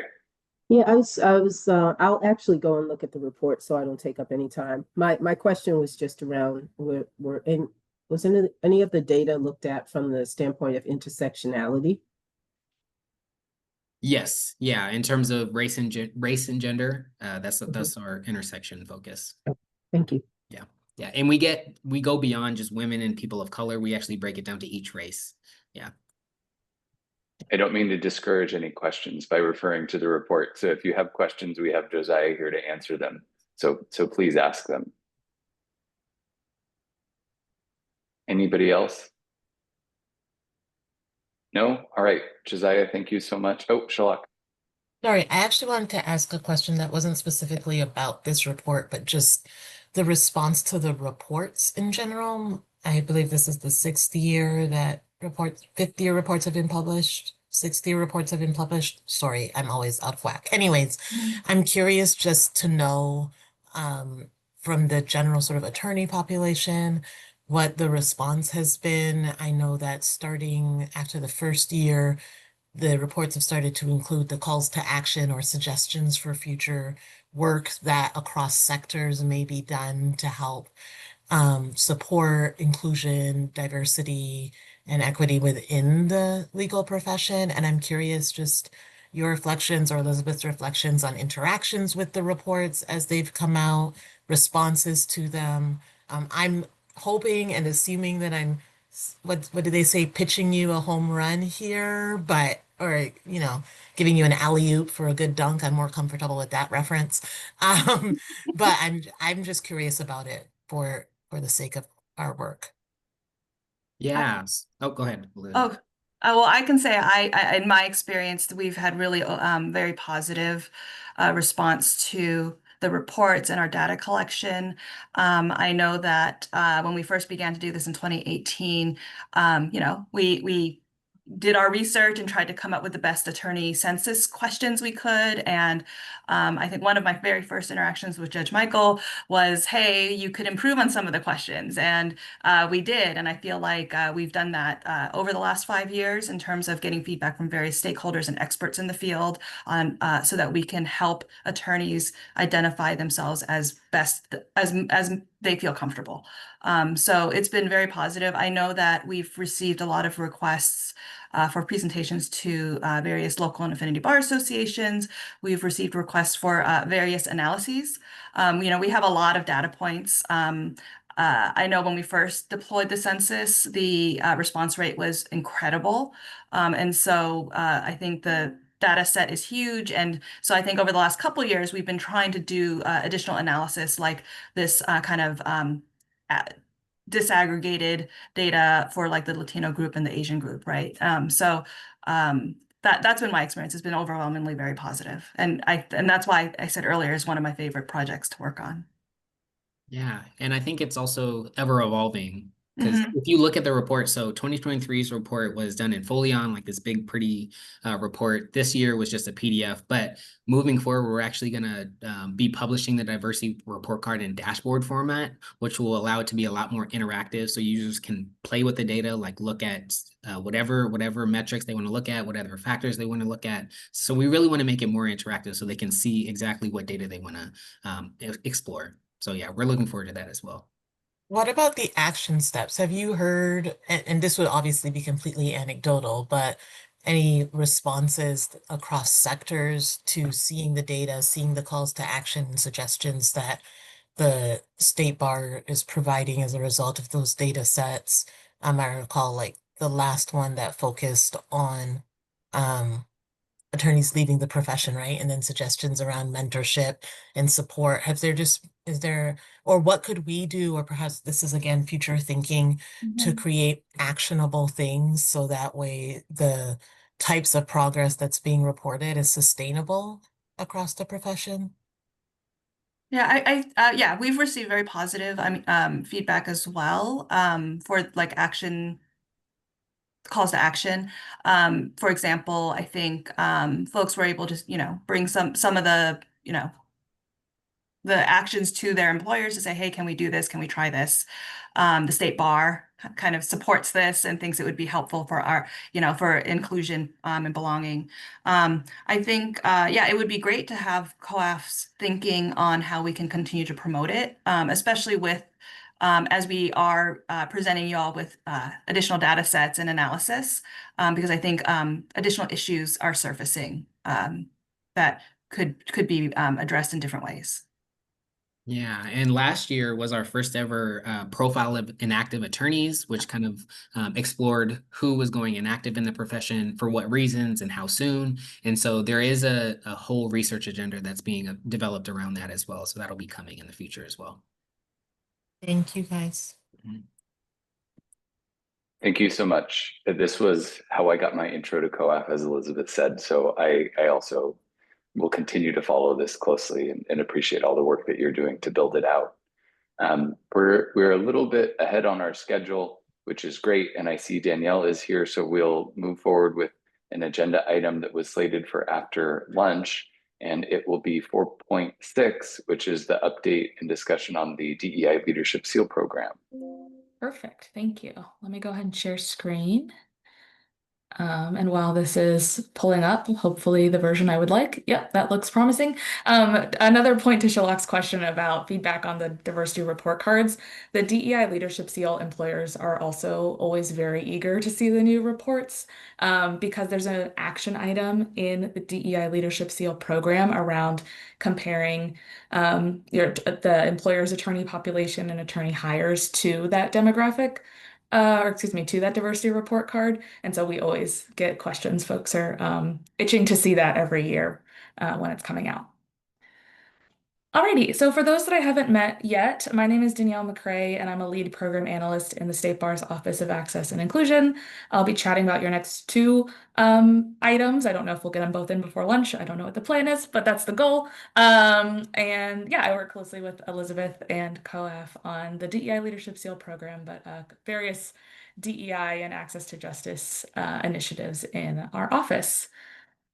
So first, we'll start with a brief overview of the program for those that are newer to COAF, and then chat about kind of where we are now in our application cycle. So the DEI Leadership SEAL program is a program that's available to all legal employers in California, or employers that employ California attorneys, more accurately. They don't necessarily have to be based in California exclusively. That can include law firms, legal aid organizations, government agencies, law schools, etc. And it recognizes employers who commit to and then implement at least five of a list of 10 action items. And those action items came out of the calls to action from the 2022 diversity report card. And those action items are all related to increasing diversity, equity, and inclusion in the workplace. And typically the application cycle for this program is in the first quarter of the year. We typically release applications in January and they're due back in March. But given the current legal and political environment and just kind of current climate around diversity, equity, and inclusion, we had paused the 2025 application cycle earlier this year to do a review of the program, check in with State Bar's Office of General Counsel, but then also the participating employers, and make sure this was still a program that was appealing to folks, was still a program that employers felt comfortable participating in. And by and large, people said, yes, please continue. And so here we are. We released applications for the 2025 cycle in, I believe, June or July, and those are due back later this month, September 23rd. And so staff, we held office hours about 2 weeks ago now for participating and interested employers to answer any questions. That should say employers, excuse me, not employees. I suppose they're employees of those employers. But in any case, held some office hours to answer any questions that folks may have about program requirements or making sure they understood what documentation was required to demonstrate implementation of action items and so forth. And so to give an update on program participation and how we see that trending given the current environment, going into 2025, we had right around 100 participating employers. We had 99, which included 72 SEAL recipients and 27 committed employers. So for those that are less familiar with the program, an employer can apply as committed and say, hey, we want to implement 5 or more of these action items, and then they have up to a year to do that. And then once they have demonstrated that they have implemented 5 or more of those action items, they then become a SEAL recipient, and they quite literally receive a seal from the state bar that they can use on their web and print materials and so forth. So for those SEAL recipients, those that have already implemented the action items, we require them annually to fill out a short form that we call the attestation, which essentially just has them affirm that they still have those action items implemented. We would have expected at 100% participation to get 72 of those back. But we did not when we had that due date in late July, early August. We had about 18 employers that we did not ultimately receive materials from. So we're conducting follow-up. We want to make sure that, one, we have the right contact information for folks. And in doing this follow-up, we realize some of this really is just bad email address. They changed their org name or their domain name, or there's been turnover in the office that's been our point of contact. So starting to suss out some of those communication or miscommunications rather. But then also for those that we do know we have the right contact information, we're requesting meetings to better understand why employers aren't moving forward with the program. Is it because of the current environment and just recognizing that employers have different risk tolerances? We knew that was a high likelihood that could happen for some employers and probably would happen for some employers. But is it that, or is it that there's something about the program that is, a hang up for folks, or an action item that's unclear, or anything that we can do to make the program more appealing to folks? And so, yeah, so having some conversations to try to understand for those that aren't moving forward, why not, and what, if anything, might we be able to do to support their participation in the future. But we'll have a better sense of overall continued program interest after that September 23rd deadline. Because like I said, that's the deadline for employers that want to join the program, but also for those that are currently committed, that have that month or so long period to implement those action items. That's also the deadline for those employers to demonstrate their implementation. So that's when we would expect those 27 committed employers to move up to SEAL recipient status, ideally. So that's where we are now in terms of program participation. But again, we'll have more information in the coming weeks. And then I think I have one more slide. Yes. So for 2026, we are planning to move back to a first quarter application window, get back on schedule, if you will, release in January and have due in March. So for those that don't get their materials in by the end of this month or need a little bit more time to talk about what that would look like at their organizations, we will have another application cycle in January. And then we're also talking about how we might be able to simplify or clarify deadlines for participating employers. We've had some feedback, received some feedback that it's a little bit confusing. For details I don't need to go into here, but basically like the time it takes staff to review and then also wanting to offer that year-ish implementation window, it staggers deadlines in a way that is a little bit confusing for folks to track. So trying to clean up some of those processes. And then we'll continue to solicit feedback from employers to make sure we're supporting the program growth. Again, streamlining and clarifying our materials and processes where we can, and increase or enhance the benefits, make this as attractive to employers as possible. So that's the end of my prepared slides on this, but happy to hear feedback, any questions, chat about it. I'm going to stop sharing just so we can see each other, but I'm happy to pull anything back up that might be helpful. Thank you, Danielle. Any questions or comments, Dr. Gray? You knew it, huh? Well, hi, Danielle. So nice to actually see you and meet you. Likewise, we've emailed plenty about this program. Yes. And I'm so honored that we are a bronze member. Our head of legal, who's actually leaving the court, is the one who had encouraged me to move forward with this process, and it's great. And we're looking forward to moving up from our bronze status to hopefully silver or gold. But it's an honor. It's really nice to meet you. Likewise, thank you.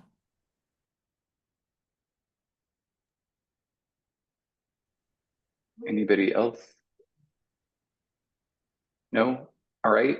So it's 11:45. I think, Danielle, we can take your next one. And then if we go a little bit over the noon hour, we can take we'll take a 30-minute lunch hour in any event and have the presentation follow.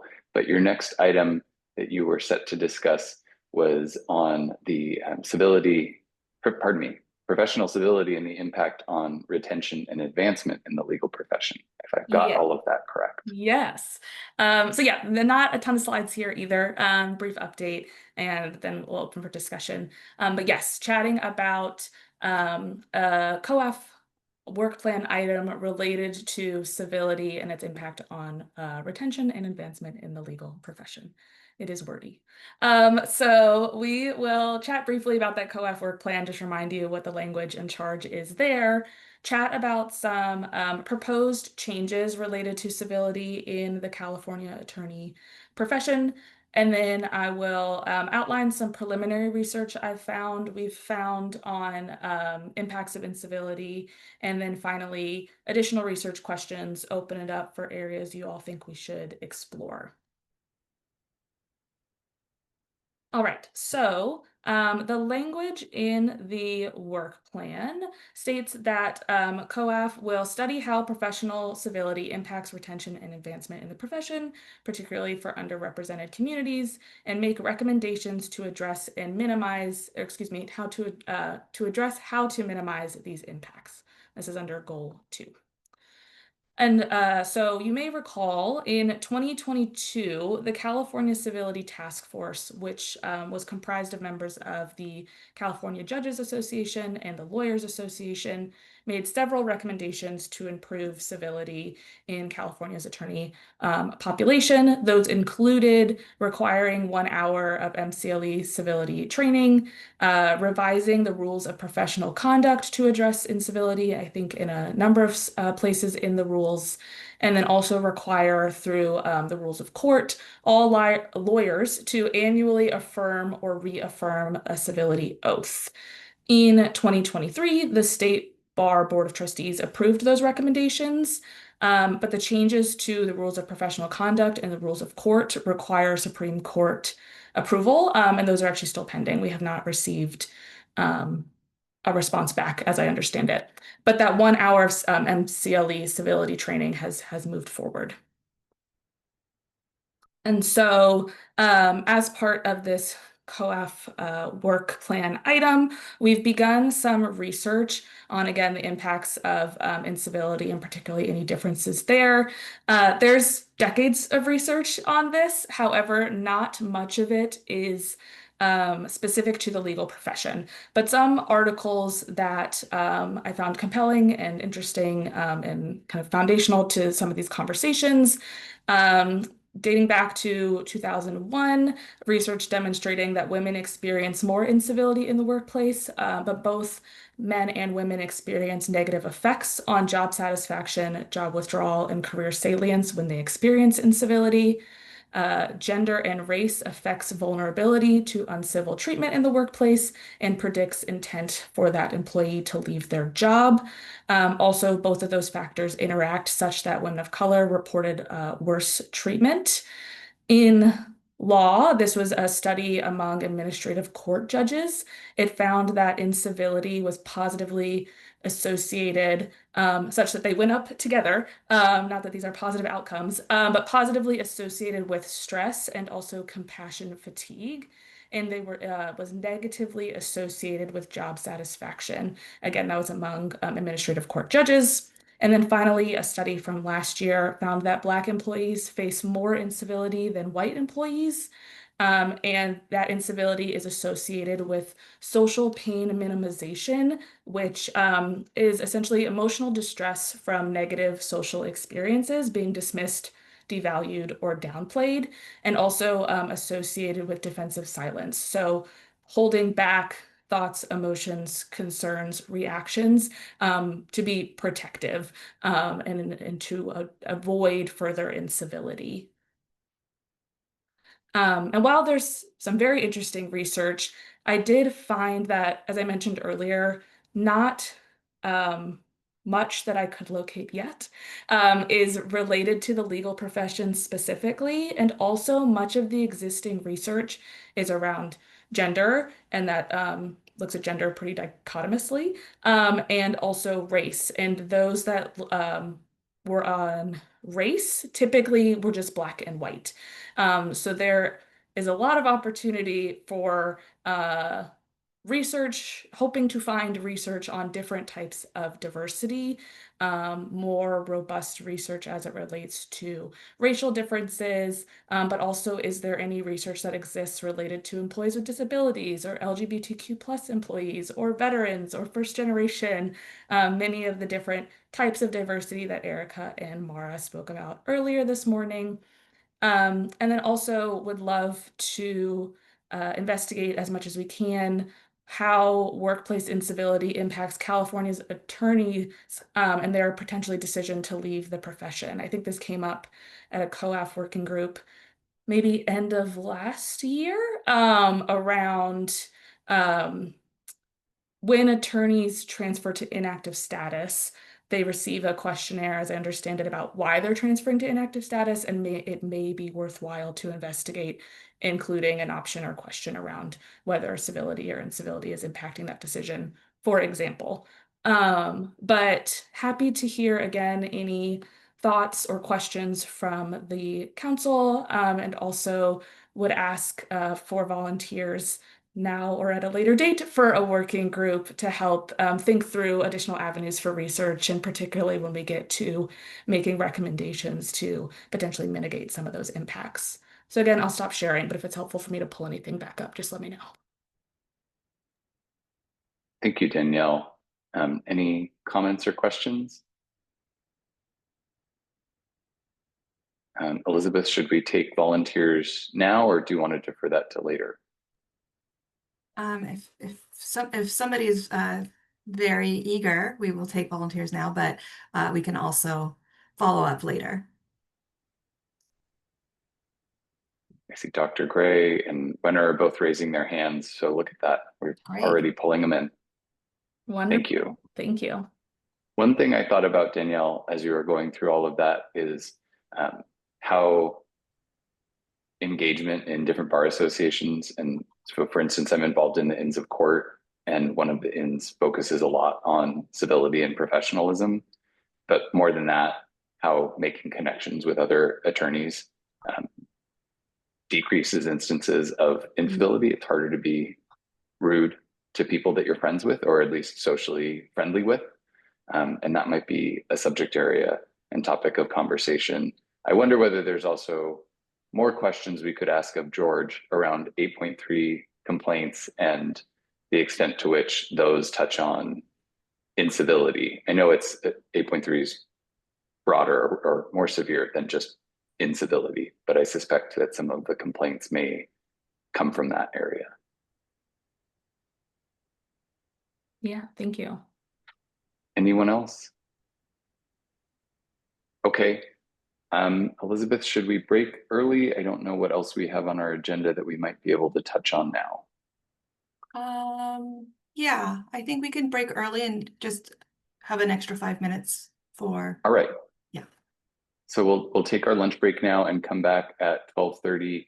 It looks like we have around another hour or so, so we should be done around the 1:30 hour. No promises. No later than 2. All right. Thank you, everyone.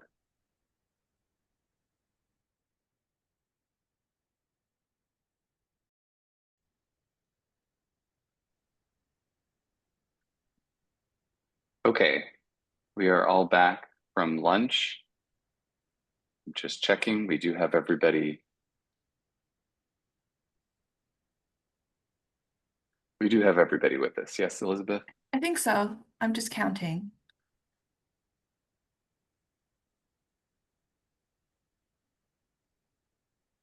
Yes. Yes. Okay. Thank you.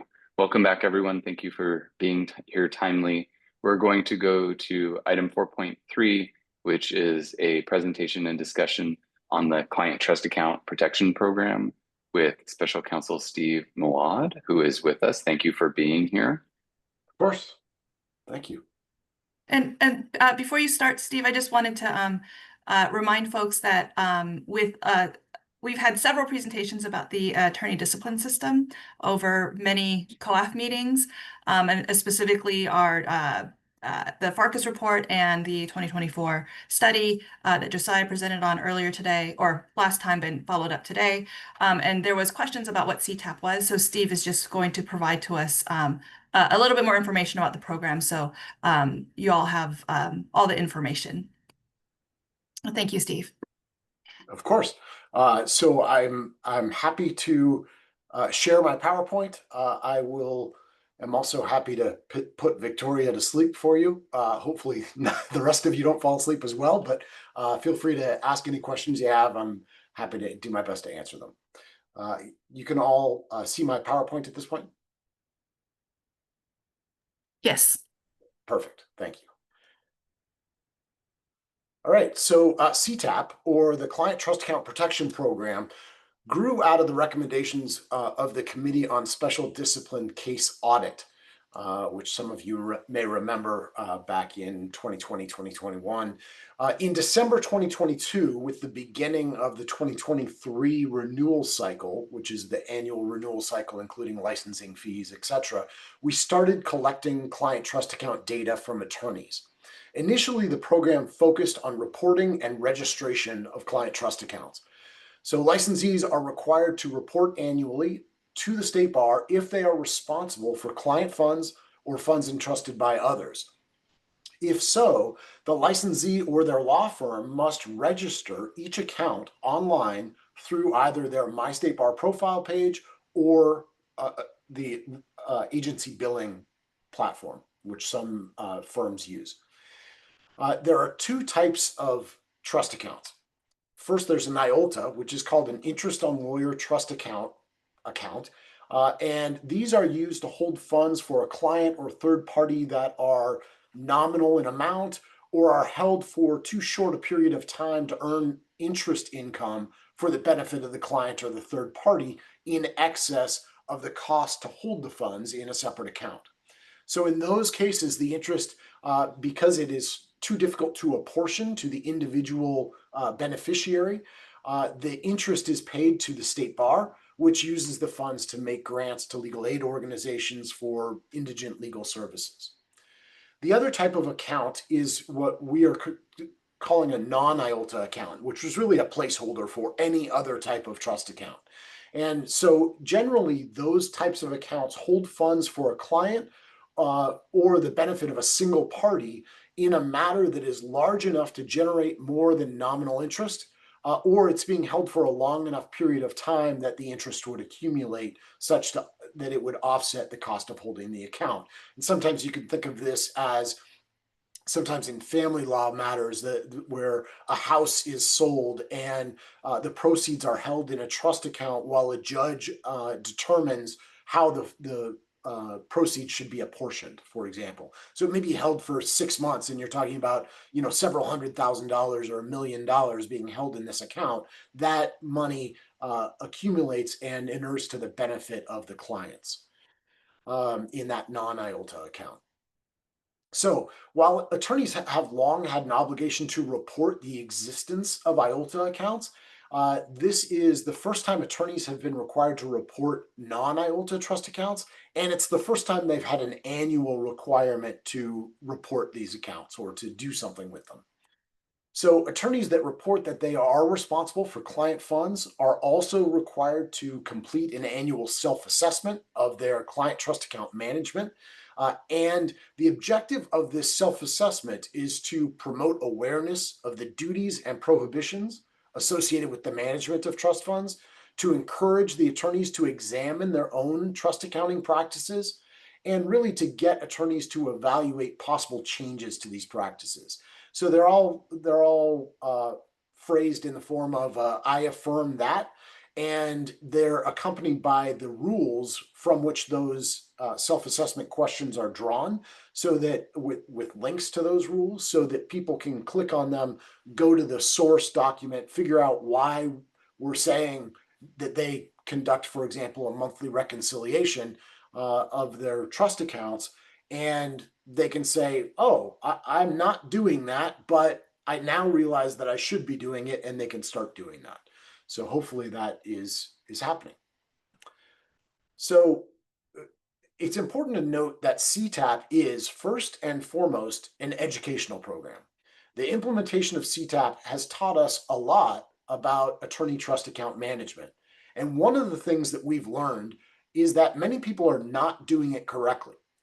We've also learned that many licensees are really eager for knowledge about trust account management practices and what they should be doing.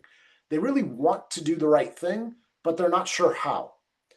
For example, one of the questions that we got quite often, especially early on, was, I know I'm supposed to reconcile my trust accounts every month, but what does that look like? What is a reconciliation? How do I do one? And therefore, in order to support our licensees and prevent trust accounting errors, the Division of Regulation developed a new hands-on practical course on client trust account reconciliation and record keeping.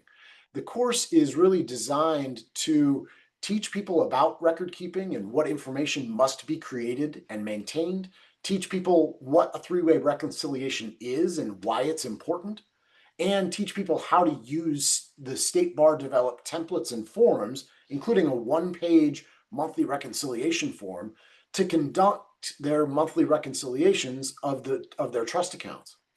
We have a continuing legal education and MCLE eligible version of this course for licensees. They have to pay for that. But we also have a free version of the course that licensees themselves could take if they're not looking for MCLE credit. They're just looking for the knowledge.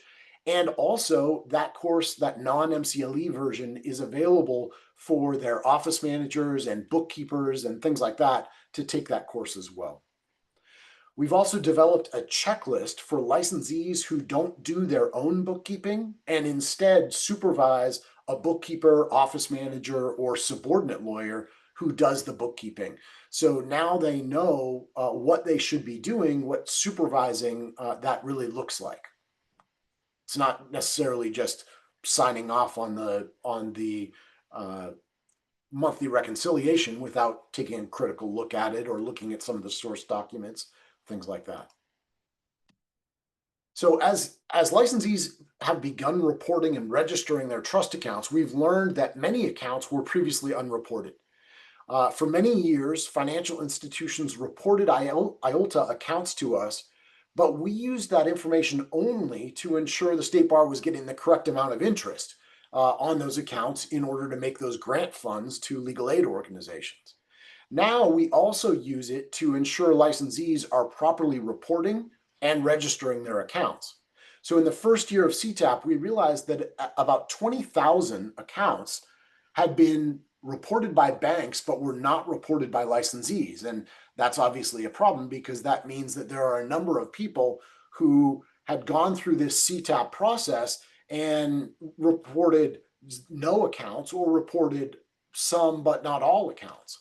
And so we've worked to identify those licensees and to reach out to them to report and register the accounts. And each year we've been getting better results. This last year in 2024, we were down to about 10,000 unidentified accounts. And this year we were able to identify about 4,500, 4,600 more accounts. We hope to get more help from the financial institutions to identify the remaining account holders. Also keep in mind that this is just unreported IOLTA accounts. While this will change in 2026, currently banks do not report information about non-IOLTAs to the state bar. Therefore, the bar has no way to independently verify the existence of a non-IOLTA. So if the only way we know about it is if the attorney reports it to us, and of course we don't know about it if the attorney fails to report it to us. It's very likely that thousands of non-IOLTAs continue to not be reported by attorneys, as is the case with IOLTA accounts. So let's talk about the annual compliance and sort of where we are. First of all, I'm sure that some of you have either had the experience or heard from attorneys about people who had trouble completing their reporting, and I don't want to minimize that at all. Although I do think it's important to put into perspective the number of people that had to comply and the number of people that were able to do that. The number, as you'll see on the slide, the number of people who were required to report CTAPP reporting generally hovers around 200,000 people. And in each of the last 3 years, we've had 94%, 86 in the second year of CTAPP were able to comply. I think that that's largely because some lawyers, including some government lawyers, thought that it either didn't apply to them or it was a one-time thing. But we seem to have gotten back on track in the third year of CTAPP, and we're at 98% of lawyers who were obligated to comply were able to comply. The largest group by far of licensees who were not in compliance were not in compliance because they didn't do anything, right? They didn't, it's not like they logged in and attempted to report and missed a step or had a conflict between what they were reporting in step 1 and the accounts registered in step 2. It's that they didn't log in and make any attempt to comply. And so that's important to note. The second biggest issue that licensees faced was, as I mentioned a second ago, a mismatch between the step 1 responses where they're reporting what types of accounts they have and who's going to register them, and then step 2, the accounts that are actually registered. For example, the licensee may have said they have an IOLTA and a non-IOLTA, but they only register an IOLTA. And so therefore, based on the records that we have, it appears like their reporting is incomplete because they have not registered the non-IOLTA. As it turns out, a lot of people just sort of check the box. Yes, I have an IOLTA, and yes, I have a non-IOLTA, and then registered the only account that they have, which is most likely an IOLTA, but the reporting was incomplete because they said in step 1 that they also had a non-IOLTA. Other situations include where an attorney says that their firm would register an account through agency billing, but the account was actually registered by them through my state bar profile. And so again, the system is waiting for an account to come through agency billing, and it never came.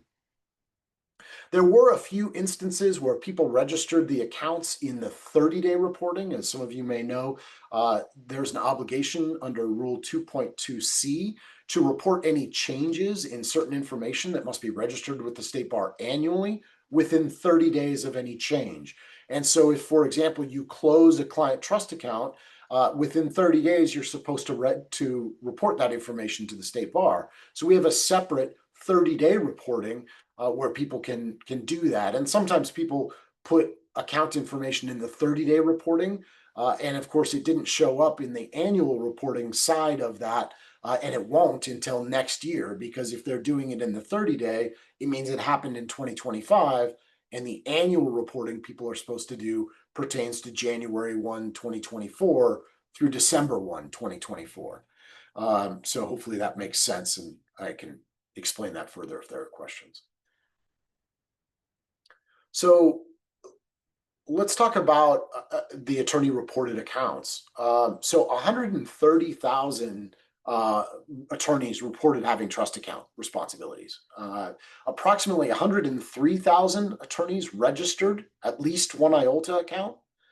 About 27,000 attorneys registered at least one non-IOLTA account, and approximately 21,000 attorneys registered at least one of each. More than 50,000 unique IOLTAs were reported by attorneys. Of course, what I mean by unique IOLTAs is that one IOLTA could be shared by many attorneys. For example, the firm may have 100 attorneys and one IOLTA account. They all share that. So that may reduce the number of IOLTAs, of unique IOLTAs reported. And the total amount of funds held in all trust accounts as of December 31, 2024 was $14.7 billion. So that's a lot of money, a lot of client money, a lot of third-party money that is supervised and managed by California licensees. The total held in IOLTAs, and this is an attorney-reported number, was $9.69 billion.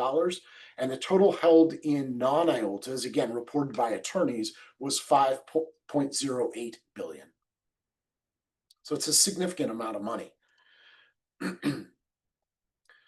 So the next step of CTAPP is compliance reviews. And a CTAPP compliance review evaluates the compliance with the rules of professional conduct and other applicable laws regarding the safekeeping of funds entrusted by clients or others, and any other related obligations, for example, the record keeping associated with running a trust account. A compliance review will assess whether licensees and their firms maintain accurate and complete records of all transactions and communications are in accordance with the client's or others' documented expectations. So compliance reviews are completed by accountants at State Bar approved CPA firms and by CPA staff at the State Bar. Initially, the plan is to select 800 licensees annually, representing a cross-section of the legal community, to complete a compliance review. And these compliance reviews will be paid for by the licensees, but we do have an exemption for licensees and small firms with gross income of $150,000 or less. These licensees can apply to have a State Bar CPA perform the compliance review at no cost, so they don't have to go to that external CPA. We are developing a self-assessment so firms can easily prepare for a compliance review. And over the last few months, we've performed 20 voluntary compliance reviews as a method to test our review procedures. Consistent with the initial feedback we received when CTAPP started, that I told you about, people don't really know how to do a monthly compliance review, etc. We realized that many people are not managing their trust accounts consistent with the rules of professional conduct. That said, the goal of CTAPP continues to be an educational one, and minor issues will be dealt with by explaining the trust account management and record-keeping rules and advocating for the licensee to adopt best practices. In some cases, that is, making sure that you as the lawyer are supervising the bookkeeper. And because a lot of times the bookkeeper is very good at bookkeeping in general, they're good at accounting, but they don't understand, or maybe have not even read the rules of professional conduct that are distinct for lawyer trust accounts and are different than the sort of the general account management that a bookkeeper would do for other types of accounts. So where a licensee appears capable of and willing to conform their trust account management practices to the rules, even some more significant issues than the minor issues I mentioned a second ago won't warrant referral to OCTC for investigation or potential discipline. It will instead result in issuance of what we're referring to as a mandatory corrective action plan. For example, if somebody has not done their monthly reconciliations, and when we review that, we don't see any evidence of that, we're going to say, look, in many cases, we're going to say, look, we're going to give you 6 months. Here's some tools to how to do it. We're going to explain how to do the monthly reconciliations. And we're going to come back to them in 6 months and say, we'd like to see the 6 monthly reconciliations that you've done since then. And assuming that that's been done, that will be the end of it.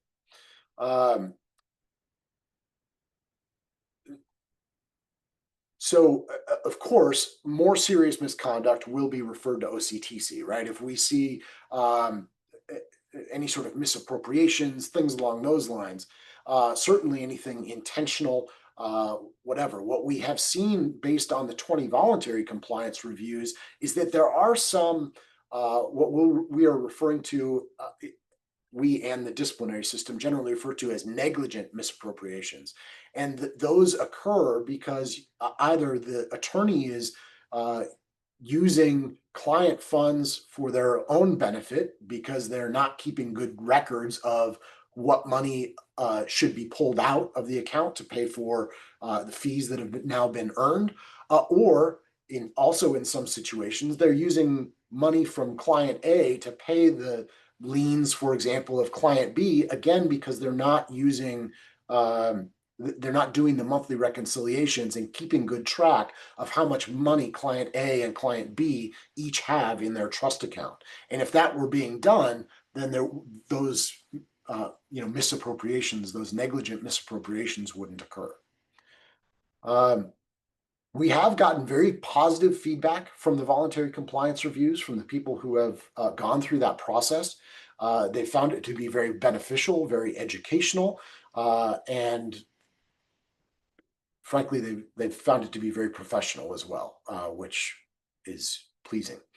And encouraging. So that's sort of CTAPP in general. I do want to, Elizabeth mentioned the discrepancies, the Farkas report, and I do want to just point out that the development of CTAPP was unrelated to the Farkas study and to the State Bar's important work to address disparities in the discipline system. But that doesn't mean that there is no impact, right? So as you may recall, Professor Farkas has found that although the number of complaints across different allegation categories was largely similar across racial and ethnic groups, one exception was the number of reportable action bank matters. These are what we commonly refer to as NSF, or insufficient fund activity on a client trust account. And Dr. Farkas found that among attorneys with 10 or more complaints against them, Black male attorneys, for example, had an average of 6.8 reportable action bank matters, whereas white male attorneys had an average of 3.7. So it's important to see what impact CTAPP is having on those NSF, insufficient fund, reportable action bank matters. So between 2022 and 2024, the number of trust account bank overdrafts reported to the State Bar by banks has dropped by almost 40%, 38%, from 1,354 in 2022 to 838 in 2024. And we believe this drop is the result of OCTC's enhanced trust account investigations when they get these NSF bank reportable actions, CTAPP's educational component on practical trust account record keeping. We've had a large number of licensees who have gone through that e-learning course. There's also obviously a heightened focus that attorneys are giving to their trust accounts as a result of the enhanced reporting required by CTAPP. And I think attorneys are also anticipating the rollout of CTAPP's compliance reviews and investigative audits. So that's all of my prepared remarks. Of course, as I mentioned, I'm happy to answer any questions. Thank you. Does anybody have any questions or comments?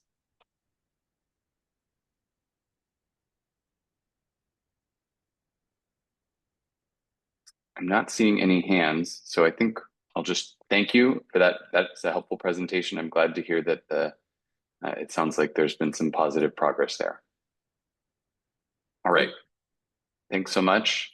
We'll move to item 4.10, which will be Josiah again, as well as Jorge Mata Ochoa on a discussion of rural diversity data and attorney deserts.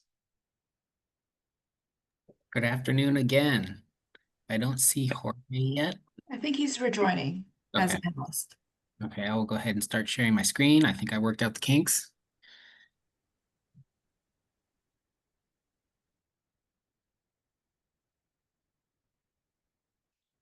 Okay.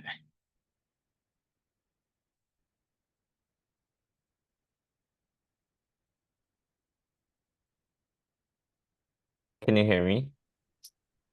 Yes.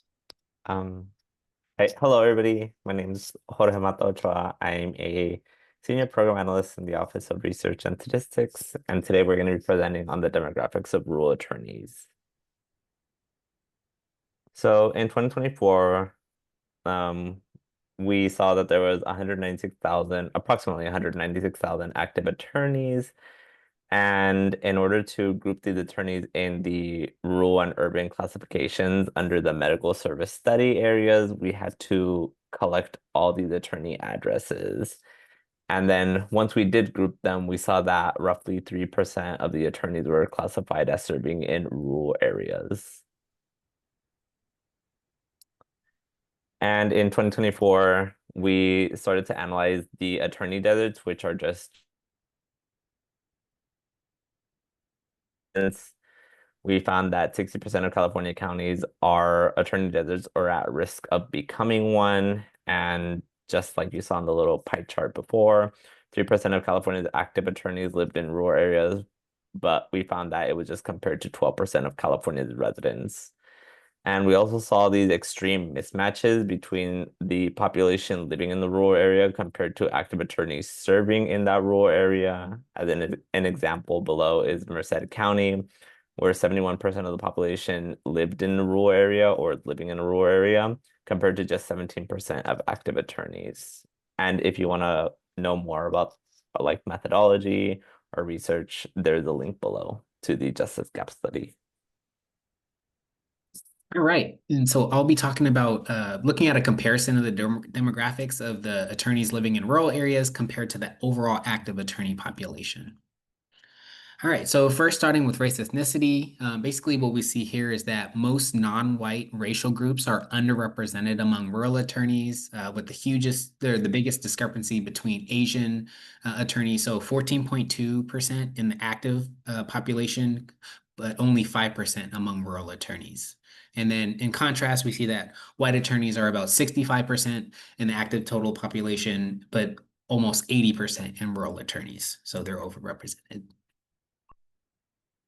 All right, and then moving on to gender, transgender, and LGBTQIA plus identity. In terms of gender, we see that men are slightly overrepresented among rural attorneys, while women are slightly underrepresented.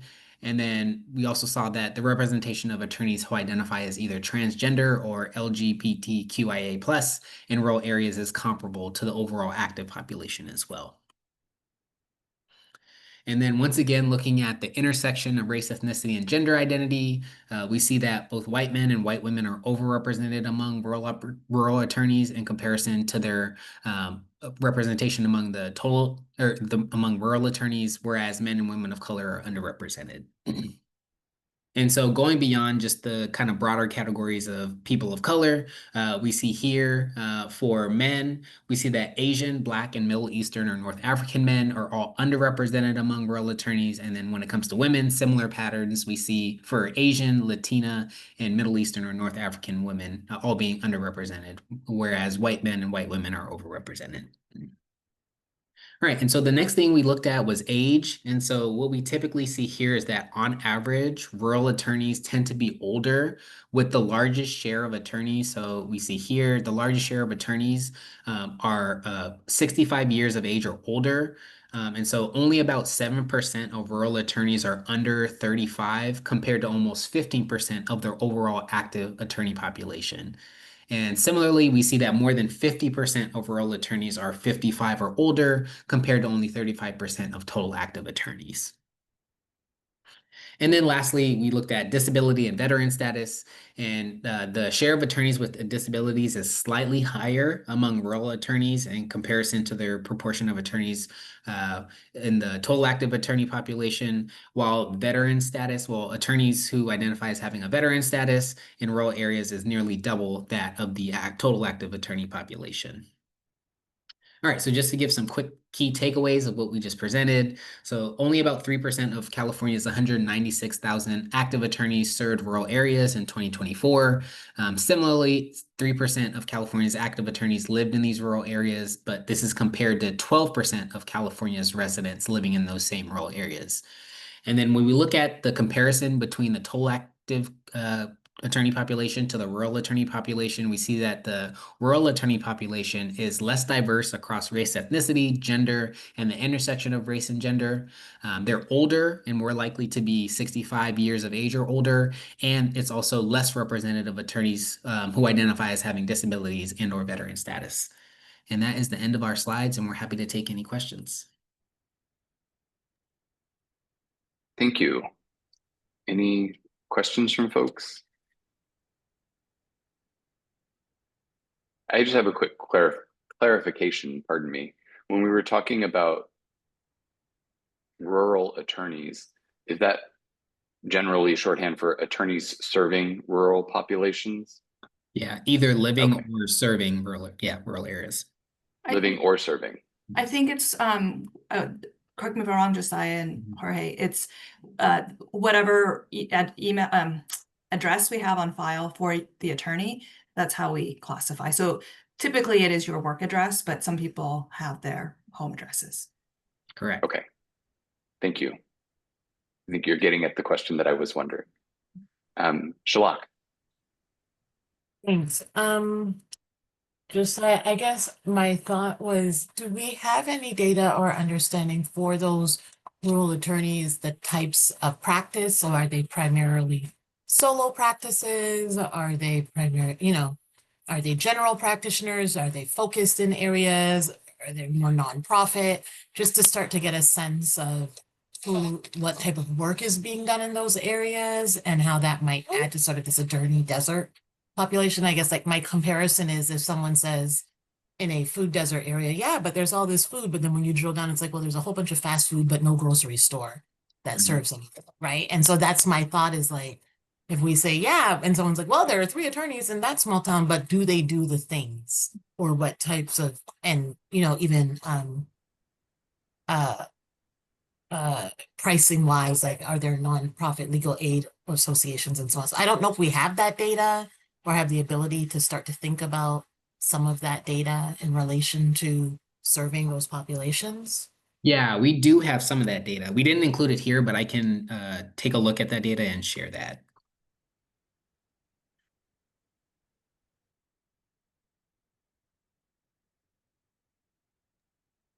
Any other thoughts or comments? I know this is an issue we've talked about in a lot of different ways. Okay. Well, thank you, Josiah. Thank you, Jorge. We'll move forward then to the next item, which is another item that Jorge will be talking with us about. And I know that Elizabeth has a bit of background on this one too, which is for 11, the discussion on the Commission on the Judicial Nominees Evaluation Dashboard. So I'll start with you, Elizabeth. Thank you. So as many of you know, the Commission on Judicial Nominees Evaluation, or JENNY for short, evaluates candidates for judicial appointments on behalf of the governor's office. Typically, the commission evaluates about 160, 180 applicants per year. And the State Bar, we are required by statute to publish an annual demographic report. So while the Judicial Council of California leads judicial diversity work, we publish and they publish judicial diversity data. We thought it might be of interest to COAF to see the JENNY dashboard, which has, it visualizes the data that we publish in the annual demographic report, which has the race, ethnicity, gender, other demographic information for those that are investigated by JENNY and what their ratings are. And so I'll turn it over to Jorge to share with you about it. I also wanted to call out that I know Josiah mentioned in his earlier presentation regarding the report card that we want to provide more dashboards for interactivity with our data in the future with the diverse report card. So this is a smaller example of what that could look like. Let me just share my screen.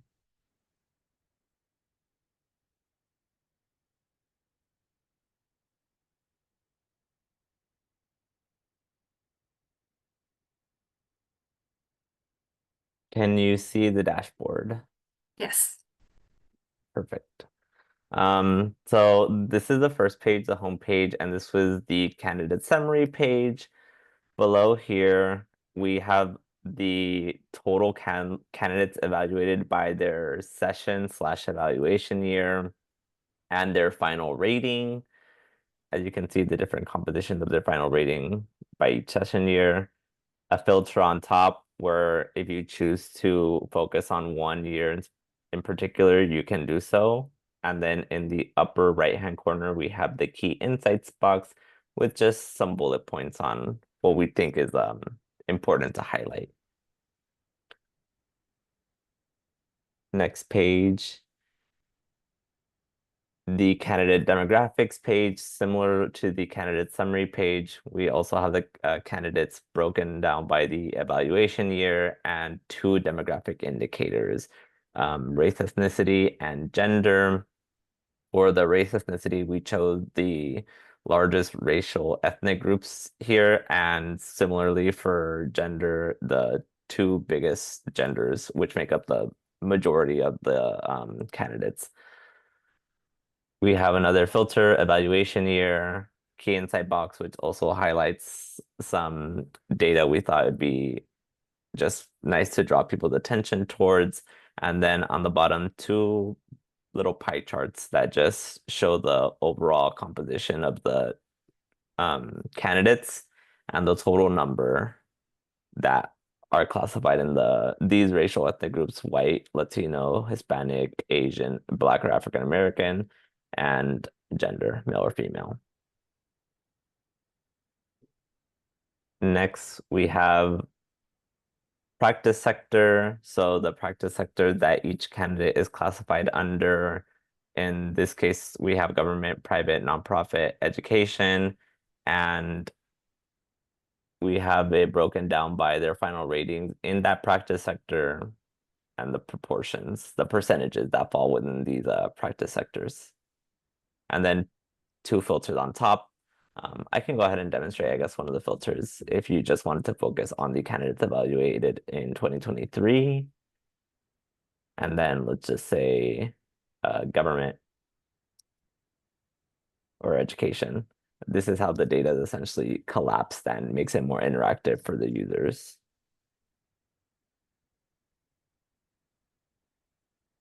And then lastly, we have practice area. Similarly to the practice sectors, we just have the practice area that each candidate has selected, and it's broken down by the final rating and the proportion, so the percentages here. And again, we have the filters on top. As you can see, there are a lot more practice area than there are practice sectors. So we came up with this rule that basically says for the practice area that make up less than 1% of the total proportion, we classify those as others. And if you were to click on the other bar chart, you can kind of see all the practice areas here: real estate, intellectual property, elder, and so on. And then lastly, we just have a glossary where it gives defines some of the criteria. And with that, I will stop sharing my screen just so I can see everybody, and I'll take any questions. Thank you. So this is not live yet, is that right? This is still the working dashboard? Oh, go ahead, Elizabeth. I'll let you answer. I was going to say it will be live as soon as we just put the link on the website. So okay. Probably in the next week or so. Yes. Great. I look forward to clicking through and playing with it. Yeah. Any other questions or comments? If you're looking for additional ideas, because, you know, I always like more data, it might be interesting to overlay the information from the governor's office about folks that were actually appointed in every year to kind of add a little bit more of that bigger picture. I don't mean to. We have thought about that, but we were concerned about confidentiality and privacy issues because that could lead to sharing identifying information. But we have thought about that. Okay. Thank you. I'll leave it there. Great. I don't see any other hands or comments. Thank you. Our next item will be brief. It's from me. It's a discussion of any additional diversity, equity, and inclusion initiatives That's one of our items on our work plan. I don't have any additional initiatives to share. And I'll welcome any comments on any other additional initiatives that folks wanted to share or had comments on. Seeing none, then I'll go to, oh, Shalak, sorry. Okay. I just wanted to raise, again, this might have been a more appropriate place, that I do think that it would be appropriate and good for us to consider, based on the research that was presented earlier, whether there are initiatives around first generation lawyers and law students that would be appropriate. I know we said that's certainly a discussion for next year's work plan. But it is something that I think would be a good initiative to build on the research that's already been done by the state bar. So perhaps we can think about that even in leading up to, this is maybe a preview for newer members, that in the coming months before our December meeting, Elizabeth may reach out, and others from the state bar office, to ask for thoughts as we start to develop next year's work plan. And oftentimes fruitful thoughts are ones based on building on research that has been done, or steps that have started to be taken by state bar staff in the past to be fruitful. And so this is one that I think it would be good for us to consider and think about, that there may be some very low energy but highly rewarding things that could be done to support and bring forward first generation lawyers.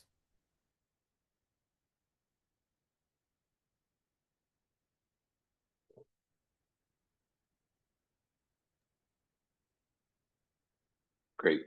Thank you, Shalak. Elizabeth, the next one is yours. It's the review of the 2025 work plan. Yeah, and so we typically just have the work plan attached to the agenda for reference, so that's why that's there. And all right, just to echo Shalak's statement just now, our next meeting in December, we will spend time discussing our work plan for 2026 and coming up with the various activities that we'll undertake next year. So I encourage everybody to take a look at the 2025 plan, and if there are additional ideas, to reach out to me or Shalak or Tara, and so that we can kind of flesh those out a little bit. Thank you. All right, we're into our liaison reports, and Judge Diaz, thank you for sticking with us for the meeting. No problem. Let me just get my notes out here. So I am going to be reporting on some of PAF's ongoing progress related to our 2025 annual agenda.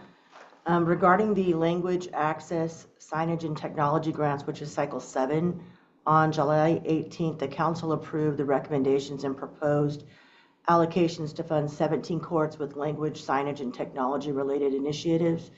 Staff is working with branch accounting and procurement to draft and execute intra-branch agreements with each awarded court. Also, we're developing training for court staff on appropriate use of machine translation tools.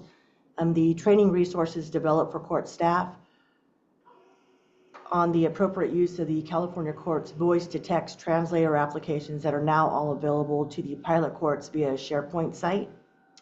And lastly, PF is making progress toward another form and standard of judicial administration proposal under Assembly Bill 1899 related to juror questionnaires and inclusivity.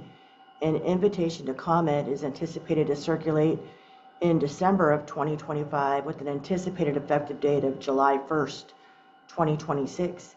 If anyone has any question related to those projects or you want additional information, I do have contact information for you. Just to let me know and I can send that to you. Thank you. Thank you, Judge Diaz. Any questions about the Judicial Council's work at this point? No? All right, good to see you, Judge Diaz. You too. Thank you. I don't think we have our other two liaisons, either from CLA or Cal Law. Elizabeth, did we get any emails or information from them? No, we didn't. No. Yeah. Okay. That's everything from on our agenda then. So I'm going to close out our meeting, close out my last meeting, and thank you all again for all of your continuing work. It's been a real pleasure and an honor, and I look forward to seeing you all in person in the future, as well as on Zoom at some of our future meetings. And thank you, Angelica, again, for your work and your service to COAF as well. Thank you, everybody. Thank you. Thank you, Judge Rose and Angelica. We're going to miss you both. Been a pleasure. Thank you. Bye-bye. Bye. Thank you.